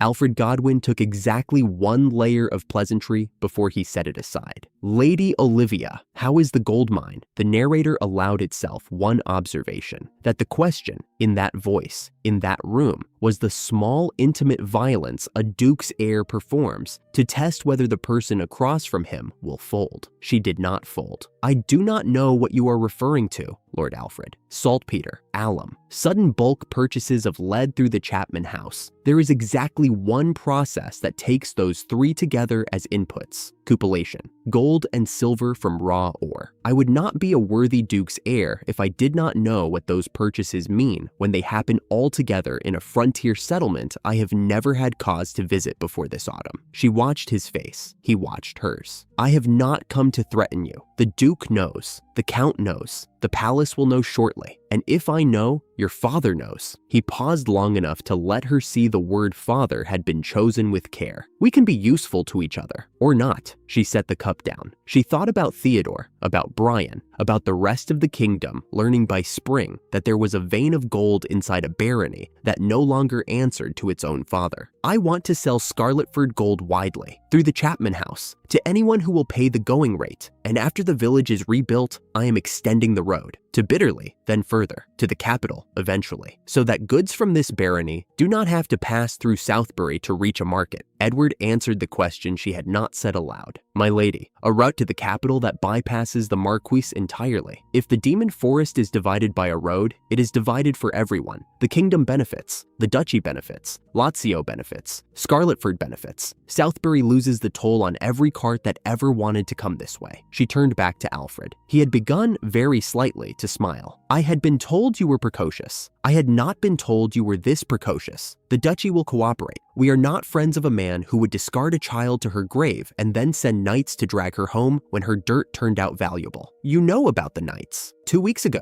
3 envoys, one of them slapped. The story will be told at 30 tables by Saturday. Officially, the Marquis of Southbury is a demon-touched father attempting to murder his daughter by exile, and now to abduct her by force. Unofficially, the abandoned daughter has raised an army of 10,000 bones and is preparing to march on Southbury herself. She blinked. 10,000. Rumor enjoys round numbers. I have nothing like 10,000. I am aware. His smile reached his eyes for the first time. But I would prefer that the people repeating the number continue to believe it. And I would prefer, with your permission, that the Bister Duchy be the second name attached to it. Yes, we can do that. The trade agreements were signed at first light. The Chapman House received exclusive Scarletford side rights. The Bister Duchy and Lazio County received reciprocal exemptions on refined metal heading out and on lead, saltpeter, and alum heading in. Alfred had finished the hard arguing the night before. The signing took less time than the breakfast that followed, and then the harvest festival began. Olivia stood at the side of the square in the white ritual dress with the wheat stalk crown that always caught on her hair, and watched her people dance under a sun that smelled of wood smoke and roasted pork. Even the children, told to behave because of the visitors, were dancing. Muriel was somewhere in the crowd, holding a small girl's hand and laughing too loud for her own dignity. The second afternoon, bell rang. She walked up the platform steps in bare feet and felt the cedar planks warm under her soles. 300 faces turned. She raised her arms. She danced the dedication. The narrator did not perform the dance. The narrator only registered that the same girl who had danced this ritual the year before in front of 40 starving villagers was now dancing it for 300 people, half of them strangers, and her movements were the same, and what they meant had changed. The skeleton birds in the rafters had come out without being asked and perched along the eaves like a quiet honor guard. Some of the visiting knights touched their swords at first sight of them, and then, watching the dance, took their hands off the hilts. When she had finished, Will came up with the consecrated pig and the bronze knife. The offering was made, and the cheer that came back was the loudest sound Scarletford had ever made. She stepped down off the platform and walked, briefly and entirely, as a child at her own village's party. Muriel caught her near the steps and grabbed her hands. You were wonderful. The black. I had never seen the magic in black before. It was beautiful. She said it the way a girl says it to a friend, without any of the careful court voice she used in front of her uncle. Thank you, Muriel. Is that what you mean by skay? The bird skeletons? Olivia laughed, and the laugh was startled out of her. Yes, the boar ones are boarskay. The bird ones are birdskay. The goblin ones are gobskay. Muriel beamed with the joy of a 13-year-old who had just decoded a private language. Olivia escaped into her own house to change and let the laugh stay on her face all the way to the door. She had wanted to eat with the villagers. She had pictured it through the whole afternoon. A bench with Patrick on one side and Will on the other, boar steak in her hands, watered ale from a wooden cup. She had earned the right to it. She ate with the nobles instead. Alfred had said it kindly enough that the village could not relax with peers in their midst, and on its face, he had been right. Dining with allies on the night you signed their treaty was not a battle to fight, but she sat at the head of a table set for 9 and heard through the open window the music starting up again from the square 60 yards away, and felt, with the unreasonable sharpness of an 8-year-old in a body too small for the chair, that something had been taken from her that she would not have given freely. Alfred made conversation. He spent the meal finding small, deniable ways to make her feel obliged to him. A tutor, a chaperone, a steward to run her affairs when the load grew too heavy for a small girl. She refused each one with the same small smile. She had built Scarletford with skeletons and a nurse. She was not going to mortgage it for a maid in a bister apron. However well meant, Edward did not press. He had learned to read her silences. Muriel watched her with the patient devotion of a girl who had decided what her hero looked like. The meal ended. The nobles withdrew. Olivia retreated to her own room. Marie was already there, in the window seat. "They are still dancing," Marie said it without turning. Listen, from the square came clapping in rhythm to a fiddle she did not recognize. Will's voice was over the top, shouting something obscene about a chicken. Patrick's was under it, laughing. "I wanted to be there, I know. Should I have refused? No." The candle flame flickered. Olivia rested her forehead against the cold of the window glass and closed her eyes. The clapping outside had quieted hours ago into the gentler rhythm of drinking music. She had thought briefly about putting her old traveling dress back on and going down anyway. She had let the thought go. There were 300 Bister men camped on her open ground. There were 2 diplomatic agreements that had to survive their signatures by sunrise. There were, somewhere in the dark beyond her wall, 1,000 Southbury knights who had marched out of Clarenton 2 weeks ago and had not been heard from since. She stood at the window and watched the moon set. A bird skeleton on the rampart shifted weight. Patrick's voice, very faint, called the watch hour from the inner wall. Then the bell rang. It rang once, and then it kept ringing, the way a bell rings when the hand on the rope has been told not to stop. Olivia was already moving. The bell had not finished its 3rd peal when Olivia reached the dining room door. Alfred and Edward were already on their feet, glasses half drunk on the table behind them. Alfred set his down. "An attack." Olivia did not stop at the threshold. "This is the Demon Forest. Please remain inside with your families. We can assist. Your kindness is noted." A small, unhurried curtsy. "Scarletford is mine. The safety of my guests is my work." Alfred inclined his head the way a man inclines his head when he has been told something he had half decided to accept. "Then, good fortune to you." She turned and left before they could try a second time. The courtyard was already moving. The festival had stranded half the village in the square with too much Lazio wine in them, and Olivia could see Will through the gate, hauling a man by the collar like a sack of grain. "Everyone to the shelter cellars. Drunks carried. Marie, please. At once, my lady. Move, move." Will's voice came from somewhere near the fountain, slurred and aggrieved. "I can fight, my lady." "Shh. You cannot. Look at yourself." A small bird skeleton landed on the post beside her, bone wings folding with a faint click. "Drop stones on anyone crossing the moat. Hold the bridge. Pass the order on." The bird tilted its skull at her. The gesture she had taught it for understood, and was gone before her hand finished lowering. Up and down the rampart, perches stirred. The orders moved between the birds the way orders move through a hive, until the whole line of the wall and the forest beyond was alive with small clicking flights. She caught a goblin skeleton at the gatepost by its arm. "Goblins!" The skull shook side to side. "Wild boars, crescent bears." It shook for each. "People, Theodore." It nodded. She let the bone arm go. "Recall every bear from the road posts. Pull them to the moat. Anyone in the village or perimeter who is not a villager or a guest, kill on sight. Pass it to every horn rabbit, then return." It turned and ran without a sound on its bone feet. She had been outside her own door for 30 heartbeats. The bell was still ringing. Theodore's voice carried from the far bank, not the words, the cadence of a man pushing frightened soldiers across an unfamiliar dark. He had brought a makeshift bridge in sections, and his vanguard was halfway across before the first stones fell. The stones fell straight down. The bird skeletons had carried them up over the moat in their claws and let them go. The bridge buckled. A knight tipped sideways in his armor and did not come up. Arrows came in from the wall, low and accurate, fired by goblin archers who could see what Theodore's force could not. He brought his shields up. The doctrine held. His vanguard locked their large shields against the second volley, and Crab walked across the warped bridge past the worst of the kill zone. Half his crossing force made the inner bank. Then the water moved. The crescent bears had been waiting under the waterline since before the festival began.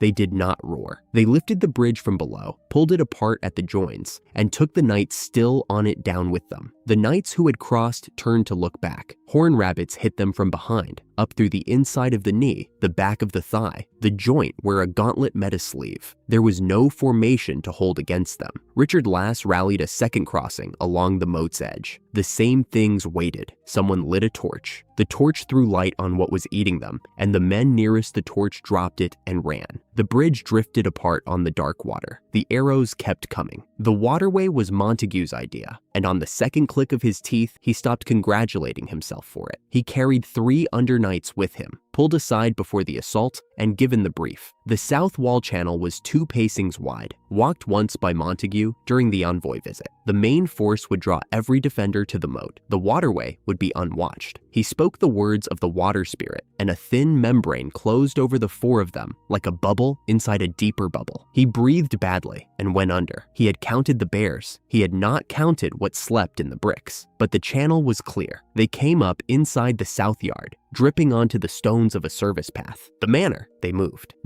The bell quieted at the end of the next quarter, either the all clear or the evacuation finishing, and Olivia took the silence as permission to think. The bird on the rail beside her was bobbing its skull at her in the up and down she had not taught it for nothing. Where? The skull dipped south. There's no gate on the south. Did they break the wall? It stayed still. Climb it? It stayed still. Through the waterway, it bobbed. Of course, the bear she had set on that channel had either missed them or been pulled to the moat at the wrong instant. It did not matter now. How many? 1, 2, 3, 4. It bobbed at 4. 1 was Montague. The other 3 were knights she did not know. She was already walking. She did not call for Will. Will was carrying drunks. She did not call for Patrick. Patrick was the inner wall. Speed was the asset. She had pre-positioned the horn rabbits in the corridor bushes 2 days before on the chance she had been picturing all week and had not allowed herself to name aloud. She walked out of the courtyard alone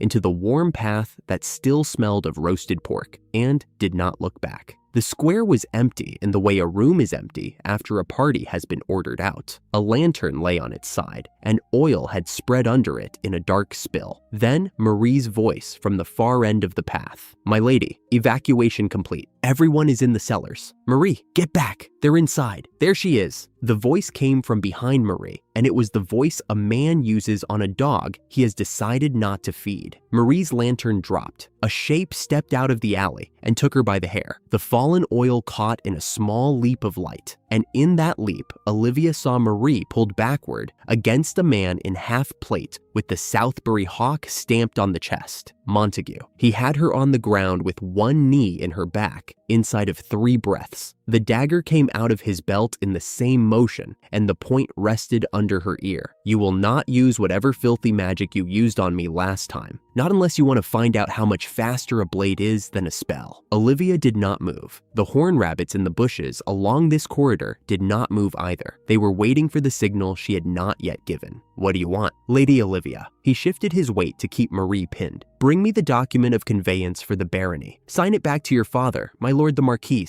She kept her face still. "Bring it, or your half-noble nurse here." "Stop. I will bring it." She turned. She gave it half a step away from him, enough to break his eyeline. 3 horn rabbits in the bushes received the order she had been holding since she stepped into the square. A sound on her right like wet cloth tearing. A sound on her left like the same thing. The under knights flanking Montague went down with horn rabbit skulls buried in their thighs and their throats. Montague turned his head a fraction. He had time to register that his support was gone. He did not have time to do anything with it. Marie spoke a word for the water spirit, and a glove of water the size of a child's 2 hands wrapped Montague's wrist. The dagger snapped from his hand and skidded across the stones. Marie spoke a second word, and a sphere of water the size of a man's face closed over his mouth and nose at the same instant. He gargled. He let go of her hair to claw at his face. Marie crawled out from under him. "Now, my lady." Olivia hit him, not with her hand. She drove her palm flat to his chest and pushed every thread of will she owned into him and bound his soul as hard as she had ever bound anything. He went rigid. The water sphere broke against his mouth, and he gasped and could not gasp. His eyes rolled toward her, and she leaned in close enough that he could see her. "You will not." She did not mean the binding. The bind was already in. What she was pushing into him after the bind was the thing the Autumn Games villainess had been, the thing she had spent every phase of her exile refusing to become. She picked up the dagger. She did not remember bending for it. "You will die easily, or you will—" "My lady, your speech is slipping." Marie's voice came across her own like cold water on a burn. Olivia stopped. The blade was angled already for the soft spot where a man's jaw met his throat. Marie was not looking at Montague. Marie was looking at her.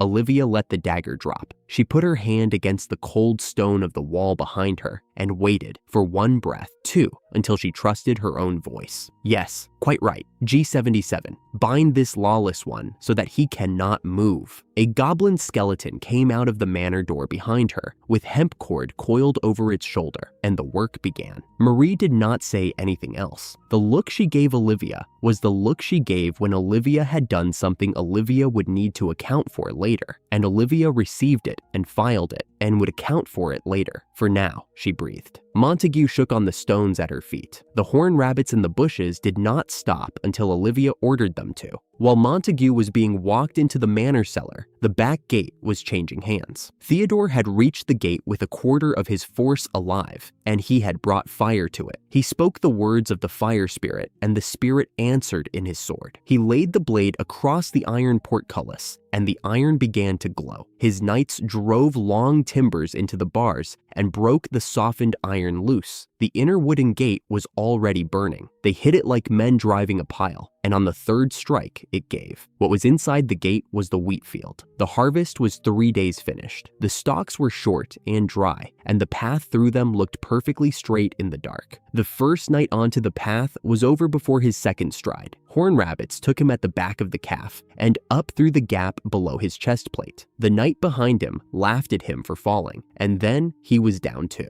Theodore drove the column along the path anyway. He kept his 10 or so remaining knights at a sprint, and they covered most of it before half of them were taken. The path opened onto the cleared ground where the Bister and Lazio guards had been camped for the night. The grooms and off-duty knights had been keeping the village company from a distance in ways they were never going to write home about. Then the bell had rung, and they had buckled their belts and stood up. Theodore came out of the wheat at the head of 10 knights with the Southbury hawk on their breasts, and met 50 knights with the Bister lion and the Lazio mountain on theirs. The 50 did not like what the hawk had done to their evening. A goblin skeleton stepped out from between the tents and stopped him. Theodore reached for the fire spirit a second time. A horned rabbit took him at the back of the knee through the hinge of his greave, and his fire died on his lips before he could finish the word. The Bister knights closed. They were not in a forgiving mood. He went into the rope without a sound. His remaining column went down or surrendered, and the cleared ground had 30-some knights in Southbury crimson lying on it by the time the bell stayed silent. They had Montague on a chair in the lower chamber, bound at the wrists, bound at the ankles, G77 standing behind him like a butler who was not going anywhere. Olivia sat across from him. Marie stood at her elbow with a small ledger open. The door opened and Alfred came in. She had not asked him to come. He had asked. Montague. She kept her voice low. Who gave the order? He had recovered from the soul bind enough to look at her with the same look he had used on Marie. He breathed out a small, unpleasant laugh. You are striking a knight of the Southbury order. There are consequences. I will be the judge of consequences within my barony. Who gave the order? He did not answer. He looked at Alfred, a courteous-seeming young man in a navy coat, and decided he could afford to ignore him. Alfred crossed the room and sat in the second chair. Forgive the intrusion. His tone was the tone of a man apologizing for arriving 5 minutes late to dinner. My name is Alfred Godwin. I am the heir to the Bister Duchy. I am, this evening, a witness to an illegal military operation against a lawful barony of this kingdom, conducted on the sacred night of a recognized harvest festival by knights flying the Southbury hawk, under the command of a man tied to a chair in the cellar of the barony he attacked. Montague's face went still and then pale. Now, Alfred's tone did not change. We are going to ask you again, who gave the order? And you are going to consider, before you answer, what it costs a junior knight to be the man named in the Bister Duchy's official report to the crown. Montague swallowed twice. He gave them Brian Wrath. He gave them the operation's brief, the retrieval of Lady Olivia, the transfer of Scarletford and its assets to direct Southbury control, the gold mine specified by name as the primary objective. The Marquis had authorized. Brian had drafted and supervised. The waterway infiltration was Brian's particular instruction.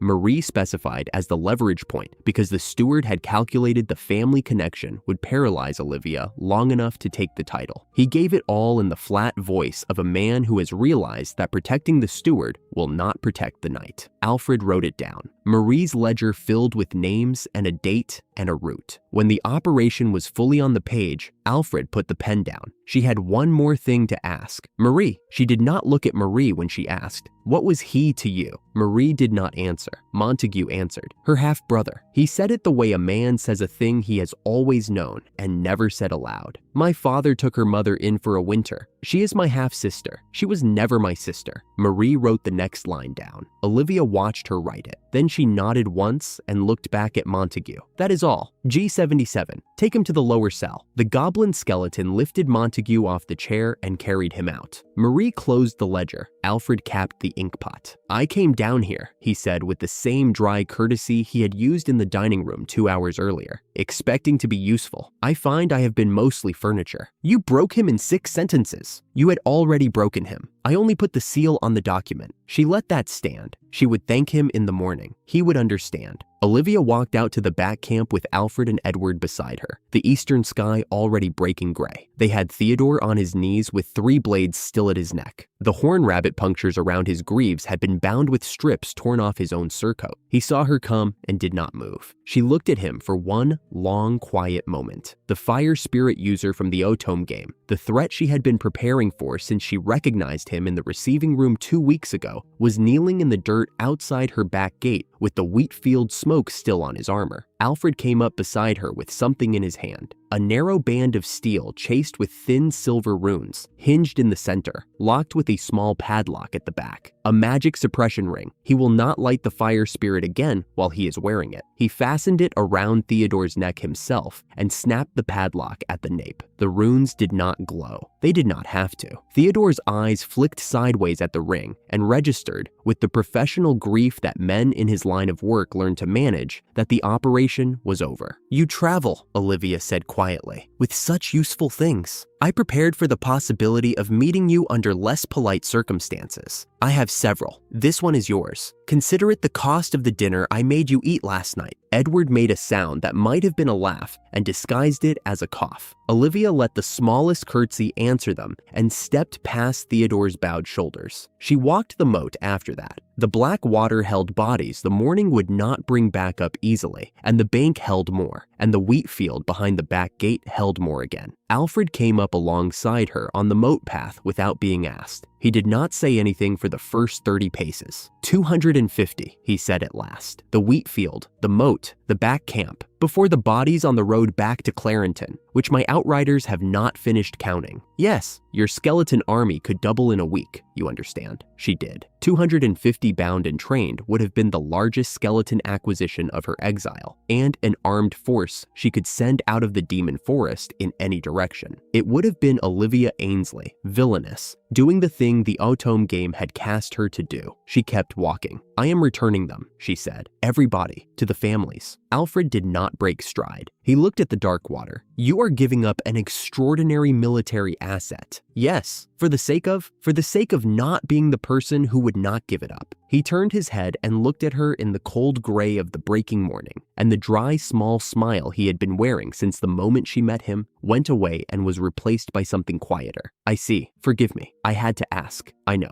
They walked the rest of the moat in silence. The sun came over the wall as they reached the far corner, and the first warmth of it on her face was, in the way that small mercies sometimes are, almost unbearable. In the study, with the tea Marie had made her, proper sugar, the leaves Alfred had brought as a gift, Olivia wrote the letter. She wrote it short. She informed the Marquis of Southbury that on the night of the Harvest Festival, a force of 1,000 mounted knights flying his colors had attacked the lawful barony of Scarletford. The attack had been repulsed. The fallen, 250 by current count, and rising, were being prepared for return in named coffins as far as the boundary of the demon forest, where his people might come and collect them. The survivors were her prisoners until ransomed. She named the ransom. She did not name Brian. She did not name the gold mine. She did not name the operation by the brief Montague had given her. She let the Marquis read those things in the absence of the things he expected to read. She signed it Olivia, Baroness of Scarletford. She sealed it with wax. She did not use the Ainsley crest she had been born with. She used the small, plain bone seal she had carved herself in the second week of the village's life, a stylized skeleton bird with its wings outspread. "Bring me Bill Foot," she said when the wax had cooled. Will brought the squire in by the collar without unkindness. Bill Foot was 16, very thin in his armor, very pale. He had spent the morning identifying the bodies of men he had ridden 3 weeks in the same column with. He stopped at the threshold. He did not know what to do with his hands. "Bill Foot, you are 16. You were not in command. You are not going to be punished for following the men who were." Bill swallowed and nodded. "You will ride for Southbury today. You will carry this letter to your Marquis. You will tell him in your own words what you saw,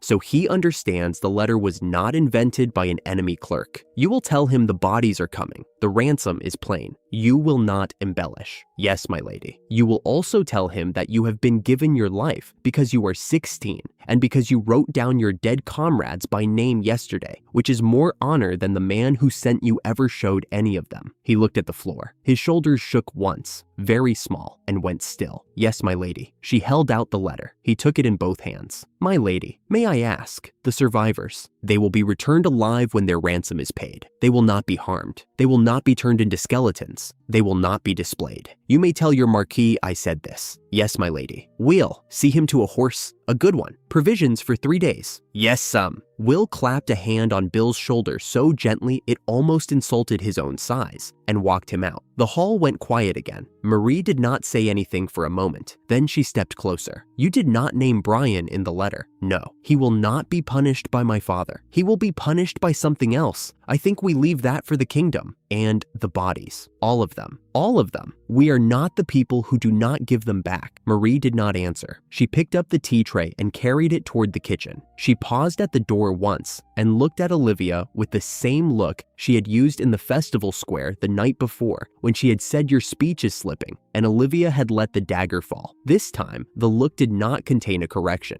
It was something else. Olivia did not know how to name it. She would think about it later. She walked back out into the morning and went down to the moat path one more time and watched the light on the water until the carpenter's hammer started up behind the back gate, building the coffins. She had spent her largest victory on a choice that cost her nothing the world would understand and meant everything she had been trying for 8 years to mean. It was, in its quiet way, the first thing she had ever done that was entirely her own. The morning after the squire rode for Southbury, Olivia was at the moat before the first villagers were up. She had not slept. Marie had stopped suggesting it. The cleared ground behind the back gate had become something it had not been meant to be. Rows. Harold's carpenters were on the 3rd day of coffins, and there were a great many of them still to make. The rows ran in lines Olivia had marked herself the morning before with a length of cord and a stick of charcoal, narrow lanes between the bodies, just wide enough that 2 skeletons carrying a stretcher could pass without lifting a foot wrong. Will came along the path from the back gate at the sound of her boots on the gravel. He was sober, finally and fully, and the soft red around his eyes was the only thing left of the festival night. He did not ask her why she was here. He had tried that the day before. She had been here when he arrived to try. "Bill made the boundary," he said. "Skeleton bird back this morning. He took the south road like you told him." "Good. Sir Theodore's still doing the names." She looked along the row to where the captured commander was kneeling in the cleared space the goblins had given him.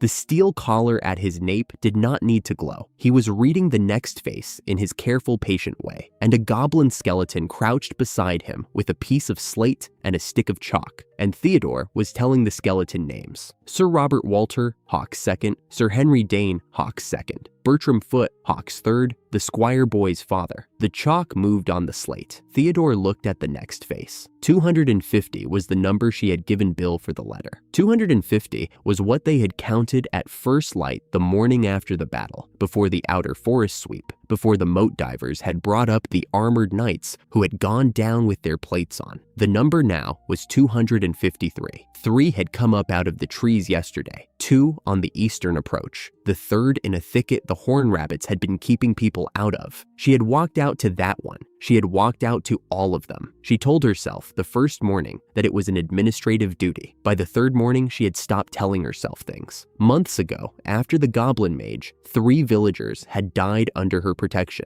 She had gone to those 3 families. She had carried the basket Marie packed, and she had stood in the doorways. The work had a shape. The shape had not changed. She walked the perimeter. The goblins were quiet. The bird skeletons overhead were quiet. The carpenter's hammers had started up behind the back gate the way they had started up every morning since the battle. A soft, regular ticking like a clock she had not asked anyone to wind. 253, Will said, behind her. I know. He scuffed his boot. He was not very good at this, and he did not try to be. You don't have to be out here, lady. I know. He let her go after that. The sun cleared the eastern wall and laid a thin gold band across the cleared ground, and Olivia stood in it and counted the rows again, even though she had already counted them, because counting was the thing her hands knew how to do. A goblin skeleton brought the bird's message to her in the middle of the morning. Will read the slate. He looked at her once, and she knew before he said it. They found another one, out by the old fallen oak, northeast trace. The bear pulled the brush back for them. How many is that then? That makes it 254. She nodded. She did not say 254. She said, show me. The walk took the better part of an hour. The horn rabbits along the way crouched and lowered their horns in the small, soundless gesture they used for friendly passage. The trees thinned. The old oak had been down for longer than Scarletford had had a name, and a crescent bear skeleton was sitting on its haunches beside the cleared spot, the way a dog sits beside a thing it has found. The body was not a knight. She crouched. She did not have to look long.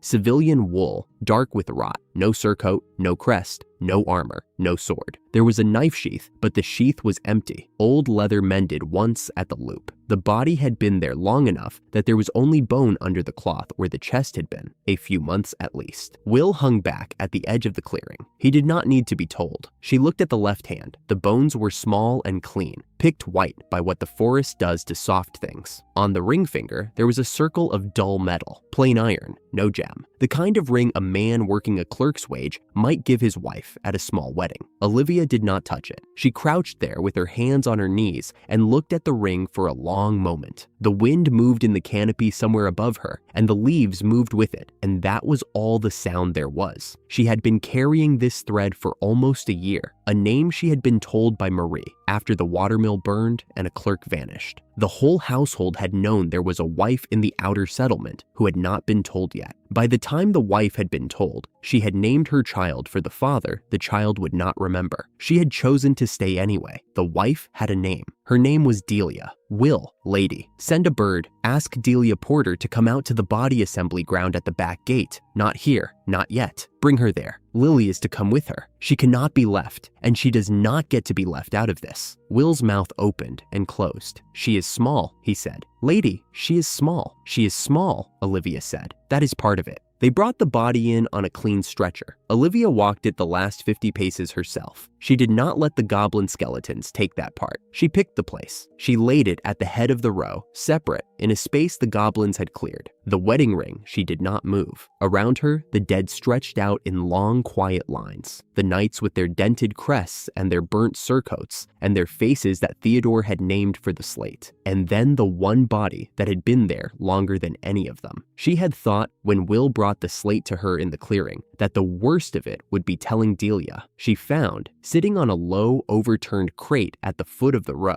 that the worst of it might be the waiting. Sitting in the wind with the knowledge of what was about to happen, and the inability to make it not happen, and the certainty that this was the cost of every decision she had made since the day the goblin mage had backfired, and 3 names had been written down on a different slate in a different hand. She had not delegated then. She did not delegate now. A bird skeleton wheeled overhead. Marie was on her way from the manor. Marie had been told. Marie had not asked any questions. Delia came along the path from the back gate with a child holding her hand. The child was no longer the infant of the Clarenton basement. She walked on her own feet now, in a small dust gray dress, and her hand was inside her mother's hand, and her mother's hand was tight. Delia had been told, on the path, that there was a body. She had not been told whose. Will had not been able to say it aloud. The goblins had cleared the lane. The other rows were further back, out of sight from the head of the line. The first thing Delia saw when the lane opened was a stretcher, alone, set apart, and a small, dull thing on the bones of the left hand. She stopped walking. Lily looked up at her mother's face, and then back at the stretcher, and then up at her mother's face again. The child held very still. She knew, the way children that age know, that something in the world had just gone wrong, and she did not know what to do with her body except keep the hand in the hand. Delia made the sound a person makes when their body has understood a thing their mind has not caught up with. It was not crying. It was something that happens lower than crying, in the chest, near the bone. She crossed the last few paces to the stretcher. Olivia did not move from the crate. Marie had come up at the other end of the path and stopped where Olivia had stopped, with the same kind of silence.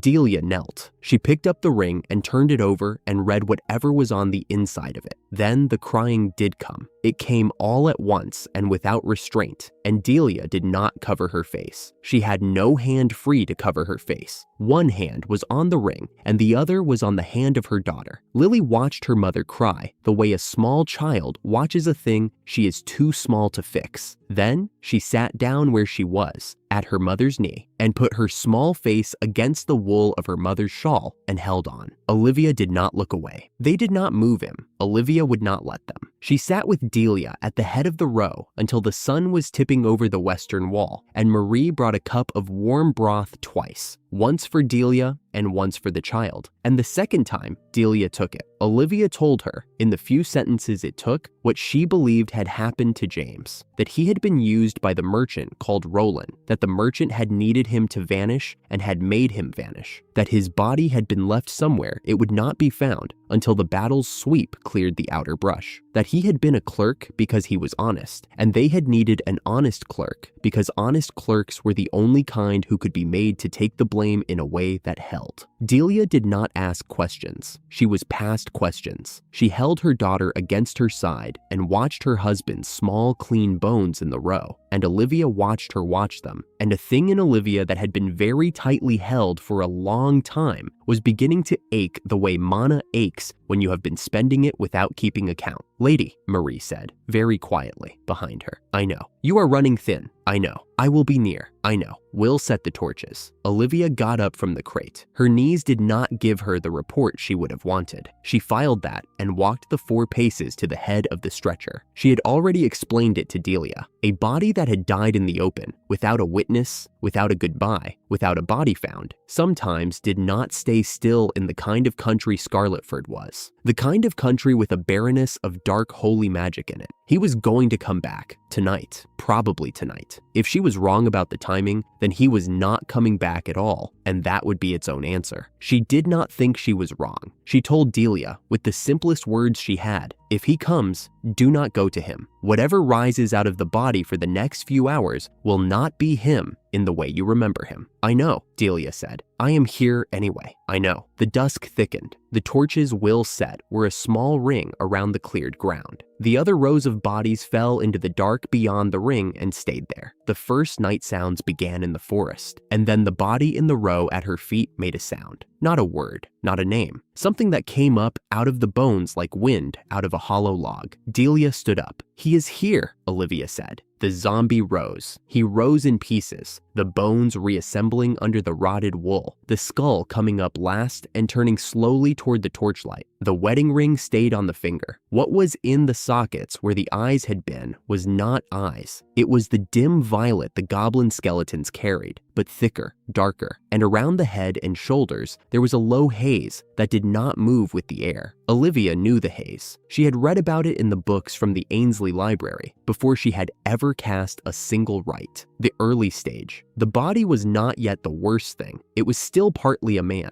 only partly. She raised her hands. The burial rite came up out of her, the way it had come up in every village burial. A circle of soft black light bloomed at her feet and ran up toward the standing thing. The familiar quiet pull. The soul ought to release. The body ought to fall. The rite slid off him like rain off oiled leather. She tried it again. More weight, more of the cold black light, and the circle widened and brushed the haze around his shoulders. The haze pushed back. The standing thing took a step toward Delia. "James," Delia said. Her voice broke on the first letter. "James, it is me. I am here. I am alive." He did not stop. "James," she said again, moving forward, and Will moved with her, his big hand closing gently and firmly around her upper arm and holding her where she was. "You can't, Delia. You can't. James." He did not stop. He could not hear her. Whatever was in him had stopped being a thing that could be reached by the sound of his own name. Olivia put her hands flat in the air and made the rite again, larger, fuller. The cold black light came down across him in a wide, soft sheet, and again the haze pushed back. Her arms began to shake. She had been spending mana for 2 days on the bird skeletons and the perimeter, and there had not been much in reserve to begin with. "James, please, listen to me. I am here, my love. Lily is here. We are here. Listen, please." He did not stop. She was running out of his name. She had had so many words for him once, and now she had only the 4 letters, and she was using them as a chant, and the chant was not enough. Lily was looking up. The child had not made a sound since Delia knelt at the stretcher. She had her hand fast in the back of Delia's skirt now, looking up at the standing thing in the torchlight, her small face doing the thing small faces do when the world has put a question in front of them that they have not been given the words for. Delia, half turned, half blind with crying, lifted the child against her hip and tried to angle her face away. "Lily," Delia said, "you don't have to see this." The standing thing took another step, and then it did stop, just for a heartbeat. The skull turned a fraction. The dark haze around the shoulders fluttered once, the way candle smoke flutters when a door opens in another room. Olivia saw it, the small mechanical detail before the larger collapse. The thing in front of her had reacted to the child, not to its name, to the child. She had a heartbeat in which to make a choice. She made it. She kept her voice as quiet as she could and said, to the child, the simplest thing she could think to say, "Lily, he is your papa." Delia drew a breath that was almost a protest. It did not become one. The breath caught and held. The child looked from her mother to the standing thing in the torchlight. She did not understand what she was looking at. She did not need to. She did the only thing a child her age does when an adult tells her, with that kind of calm, what something is. "Papa," one word, child's voice. No performance in it. The standing thing stopped. The hands dropped. The skull lowered. The dim violet in the sockets dimmed further, and then it was nothing. The dark haze around the shoulders thinned and lifted off the bones, the way mist lifts off a pond at sunrise, and the bones beneath went very, very still. Olivia raised her hands one last time. She gave the burial rite everything she had left in her, and a little more. The small reserve she had not let herself use for 2 days. The cold black light came down across the bones in a wide, soft sheet. This time, the sheet caught. It caught and it held and it pulled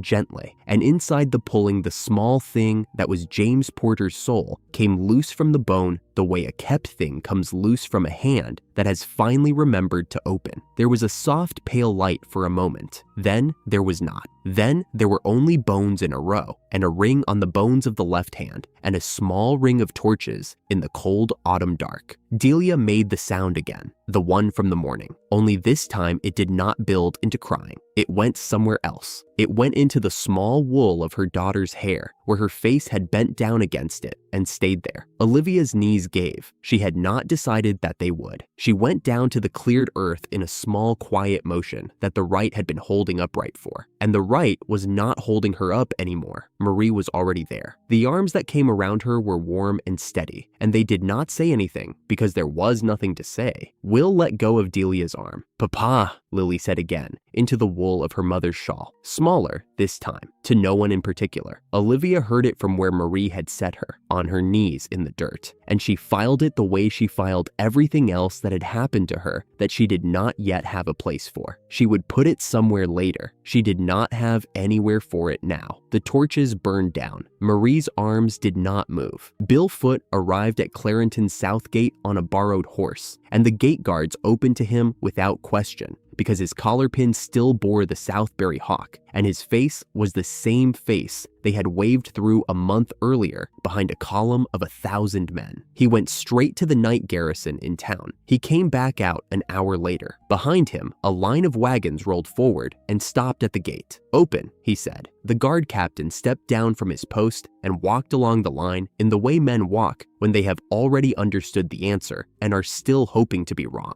Each wagon carried plain pine boxes the length of a tall man, each lid with a name burned into the wood in steady, careful letters. "Sir Bill," the captain said, "what are these wagons carrying?" Bill did not answer the question. He answered a different one. "Since when," he said, "are you in a position to question the business of the night order? Open." The captain opened. The wagons rolled through. The last one cleared the gate, and the gate closed behind them, and the guards on the wall watched the column move into the town. They watched the wagons. They watched the drivers. They watched the boxes. They did not look at one another. Bill himself did not go with the column. He spoke to one of his own men at its head, and the wagons went on without him, and Bill turned his horse onto the north road and put his heels in. A guard on the wall watched him go. "Why is he riding for Southbury alone?" he said, mostly to himself. "And that fast?" "Quiet," the captain said. "But the rest of the order, there were knight commanders. The knight's lord, were they not with him?" "Quiet." They all kept quiet. The captain looked at the wagons rolling away into the town and at the boxes with the names on them, and he did not say what he was thinking. And the other guards did not say what they were thinking, and the morning went on.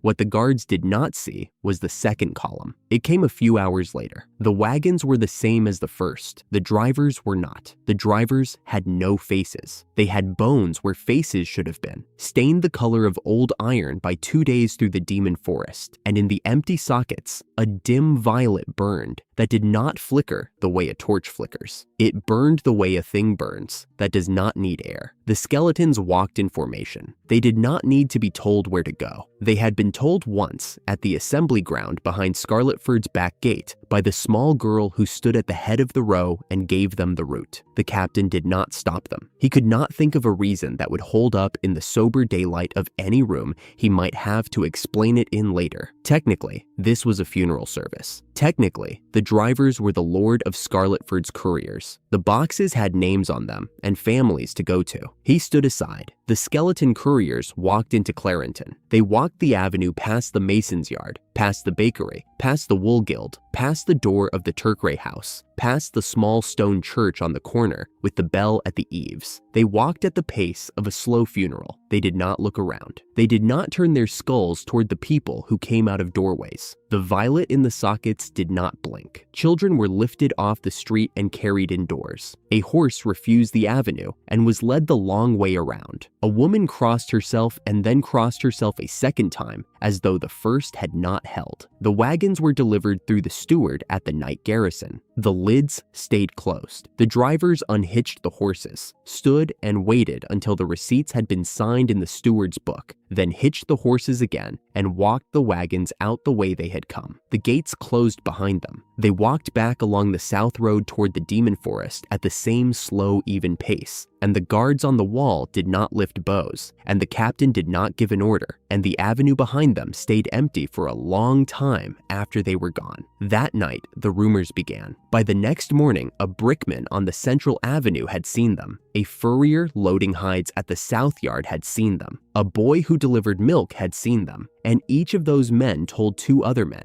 and each of those told a wife or a brother. By the 3rd day, there were no people in Clarenton who had not heard about the black bones, and a great many had decided in the privacy of their own kitchens that perhaps a cousin in the next county had been writing the past few seasons asking for company. People began to leave Clarenton. In Bitterly, a town a long walk west of Scarletford, in a tavern at the end of a side street where the talk was always loud and rarely accurate, a man set down his cup and announced that he had heard something. The men at his table leaned in. He was the same man who, last month, had heard something about a noblewoman's hairpin, and the month before about a horse that had supposedly talked. They leaned in anyway, because the ale was good and the evening was long. "The little baroness," he said. "There's news. From the same source?" "From the same source." "Then tell," he told. According to him, who had it according to the Tea Party gossip channel that ran out of a certain young lady's parlor in Bitterly, the little Baroness of Scarletford had held a harvest festival. During the festival, in the middle of the night, a night order had attacked her village. He let the words sit on the table for a moment, the way a man does when he wants to be sure the dramatic part has registered. A night order at a harvest festival. That's what she said. That's a lie. It is not a lie. The young lady said it, and she would know because she was there. The men at the table considered this. The young lady in question was the granddaughter of a count whose grandfather had once been a hero of the kingdom. The young lady did not, in their general experience, invent things. They reluctantly accepted the premise. They moved on. All right, whose night order then? That's the thing. She was careful not to name them. Then it's nothing. It is not nothing. She was careful for a reason. What reason? He scratched his head with the elaborate slowness of a man enjoying himself. Think, he said. The young lady is the granddaughter of who? The Count of where? The Count's night order is what? Oh, you see now, they saw. They did not say the name aloud. They named very quietly with a wave of a hand the place from which the offending order had come, and they all nodded as though they had worked it out on their own. And the little Baroness? Not a scratch on her. How? Her wall? She has a tall wall and a water moat. A water moat in the middle of the demon forest. That's what the young lady said. How many men were in the night order? 5,000. There was a small silence at the table. 5,000? That is what the young lady said. And how many knight commanders? Dozens. Tens of dozens. The men leaned back. The thing they were hearing was not a story about a village dispute. The thing they were hearing was a story about a war. They drank. And the little Baroness, with 5,000 men at her gate and dozens of commanders, not a scratch on her. Not one. Then her count's order fought them off. No. Then who? He paused for full theatrical effect, the way a man does when he intends to spend the next round at the table's expense. She did, he said, by herself, with her magic and with Gobbo. Gobbo? Her demon goblin. The little Baroness has a demon goblin named Gobbo, and she rides him into battle, and her magic makes him grow larger every time he kills, and she dances the harvest dance, and her magic lifts off her like smoke, and she lured the order into the forest and the monsters. There fought them, and the wall held the rest, and what was left, she finished herself. The table absorbed this. The table believed about a third of it. The table found the third it believed entirely adequate. And the bodies, another man said. What about the bodies? Sent home in boxes by the Black Bones. The Black Bones. That's what they're calling them in Clarenton. The wagons came in carrying coffins. The drivers were skeletons, and the skeletons walked back into the forest after. That cannot be true. It is true. The man across the table set down his cup very carefully, as though he had just remembered it was made of glass. 5,000 men, he said, sent by. He flicked his eyes toward the door and back. Sent by them to attack a little girl in her own village with a festival on. That is what happened, according to the source. And then the same little girl sent them home in boxes, driven by skeletons. They sat with it. None of the numbers were right. None of the details were precise. The shape of the story was exactly the shape of what had happened. A child cast out by a powerful house had built something so unkillable, so far inside the place, no one had ever expected anything to be built, that the house had sent an army to take it back, and the army had come home in boxes. That family, somebody muttered. Don't say it. "I wasn't going to." "You almost said it." "I was going to say there are still good ones," the muttering man amended. "Like her, the little one. There must still be good ones if she came out of it." The men raised their cups to that and drank. A few minutes later, they were on a different subject. Outside, on the road that led west toward Bitterly's Gate, a small carriage that had stopped to change horses started moving again. Two men sat together at the back with their hoods pulled up. Their boots were good and their hands were clean of the field, but they did not speak, and they had not spoken at the change of horses. And they did not speak when the driver asked whether they were comfortable. One had once been called Theodore Dawson, and the other had once been called Montague Percival, and they had been released that morning under terms which included a great many things they would never repeat to anyone for the rest of their lives. They did not turn their heads to look at the lit window of the tavern as the carriage rolled past. There was nothing to say that they could afford to say. The Marquis of Southbury was at his desk when Bill arrived. Bill had ridden the North Road in a hard run with one change of horse at a coaching inn outside Clarenton, and he reached the estate at the hour the household used for paperwork. A footman challenged him at the gate.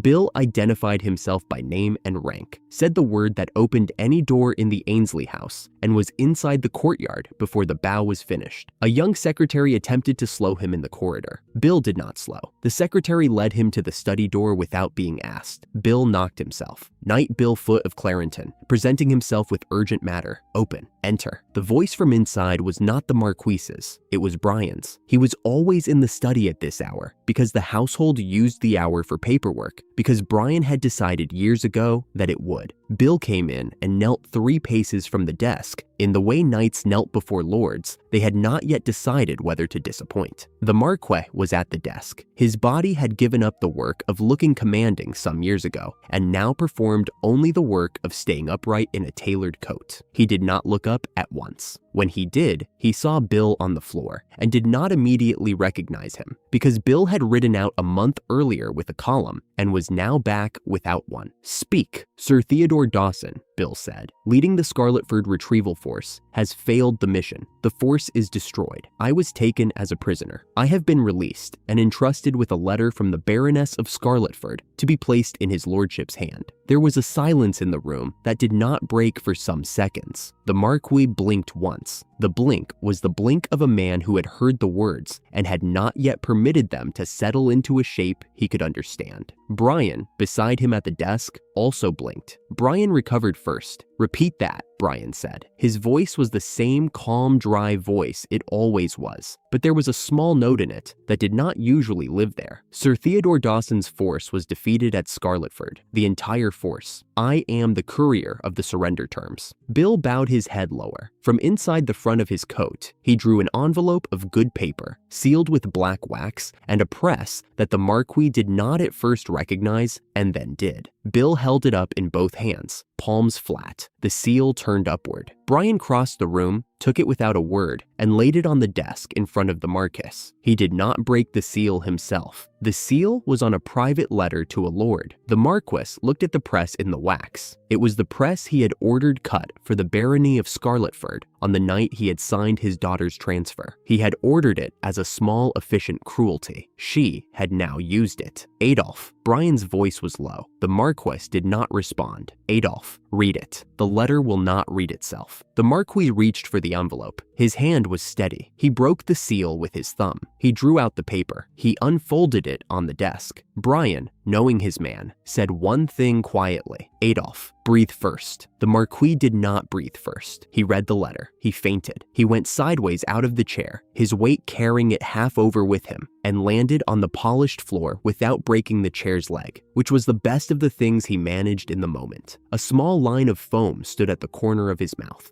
Bill, from the floor by the door, looked up in alarm. Brian did not. He leaned across the desk and recovered the letter from where it had drifted at the edge before it touched the floor. Then he straightened and rang the bell. He rang it twice, in the pattern the household kept for the Marquis's particular medical complaints, which were several and well-rehearsed. Maids came at a run. "His lordship has had another rush of blood to the head," Brian said. The maids understood. They had the litter in the corridor already, which suggested they had understood it before he said it. They lifted him with the practiced economy of women who had done this before, carried him into the chambers prepared for these afternoons, and the doors closed quietly behind them. The study was empty except for Brian and the kneeling Bill. Brian unfolded the letter. He read it through once at his own pace, the itemized accounting on the first page, the total at the bottom, the terms for prisoner release on the second page, the signature at the foot. Baroness Olivia, Scarletford, in ink, on good paper, in a small, steady hand. He folded the letter. "Sir Bill," he said. The voice was perfectly level. "What you have seen in this room is not discussed with anyone, anywhere, by you." "Yes, sir. You may go." Bill went. The door closed behind him. Brian stood alone with the letter in his hand. He looked at the number again. He looked at the signature again. He looked once at the chair where the Marquis had been a minute earlier and was no longer. Then he sat at the desk, drew out a fresh sheet, dipped a pen, and wrote the order for the payment to be assembled. He did not write it with anger. He did not write it with sorrow. He wrote it with the dry, small care of a man closing a ledger entry he has decided not to argue with. The number was large. The alternative was larger. The kingdom did not need to be made aware. The crown did not need to be invited. The other house, the one with the count and the granddaughter and the witnessed record, did not need to be given the satisfaction of a fight that would only make the taverns louder. He signed the order. He sealed it. He set it aside for the courier. Then he allowed himself, for a single small private second, to sigh. "Ransom," he said, not loud, to no one. "A great deal of it. Marie does not have this in her. I wonder whose idea it was." He did not have to wonder long.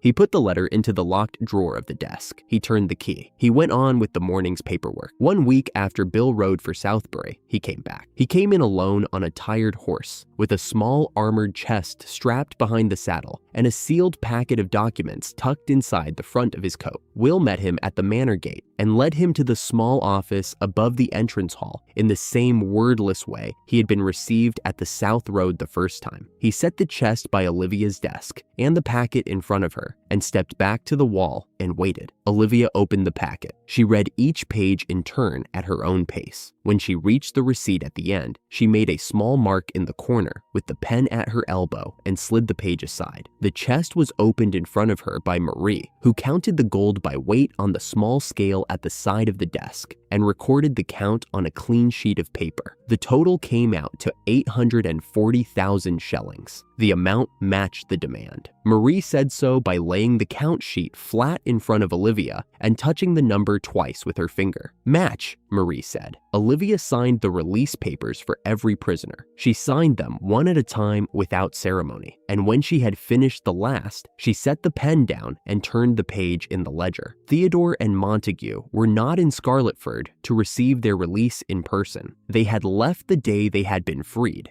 days before the documentation arrived, on the safe passage terms Alfred had drafted and that Olivia had signed with no amendments. They were already west of Bitterly by the time the chest was on the desk. The remaining 20 knights were brought up in twos by the goblin skeletons of the guard, given their release papers in their own hands, given a small purse of road coin out of Marie's accounts to cover the journey home, and walked out the manor gate in a line that bent away down the new road toward Clarenton and did not look back. Bill went with them at the head. When the gate had closed behind them, Olivia sat in the small office with Marie standing at her shoulder and the ledger open on the desk. She wrote the entry under the income column. She wrote it in a small, steady hand. Ransom received. Southbury Marquis operation closed. She blotted the ink. She turned the page. The next page was blank. She picked up the pen again, and at the top of the blank page, she wrote a heading. Project list, autumn. Then she wrote the list underneath. Drainage for the gold mine, the water level in the moat, a road to Baxley. The next Chapman trade run,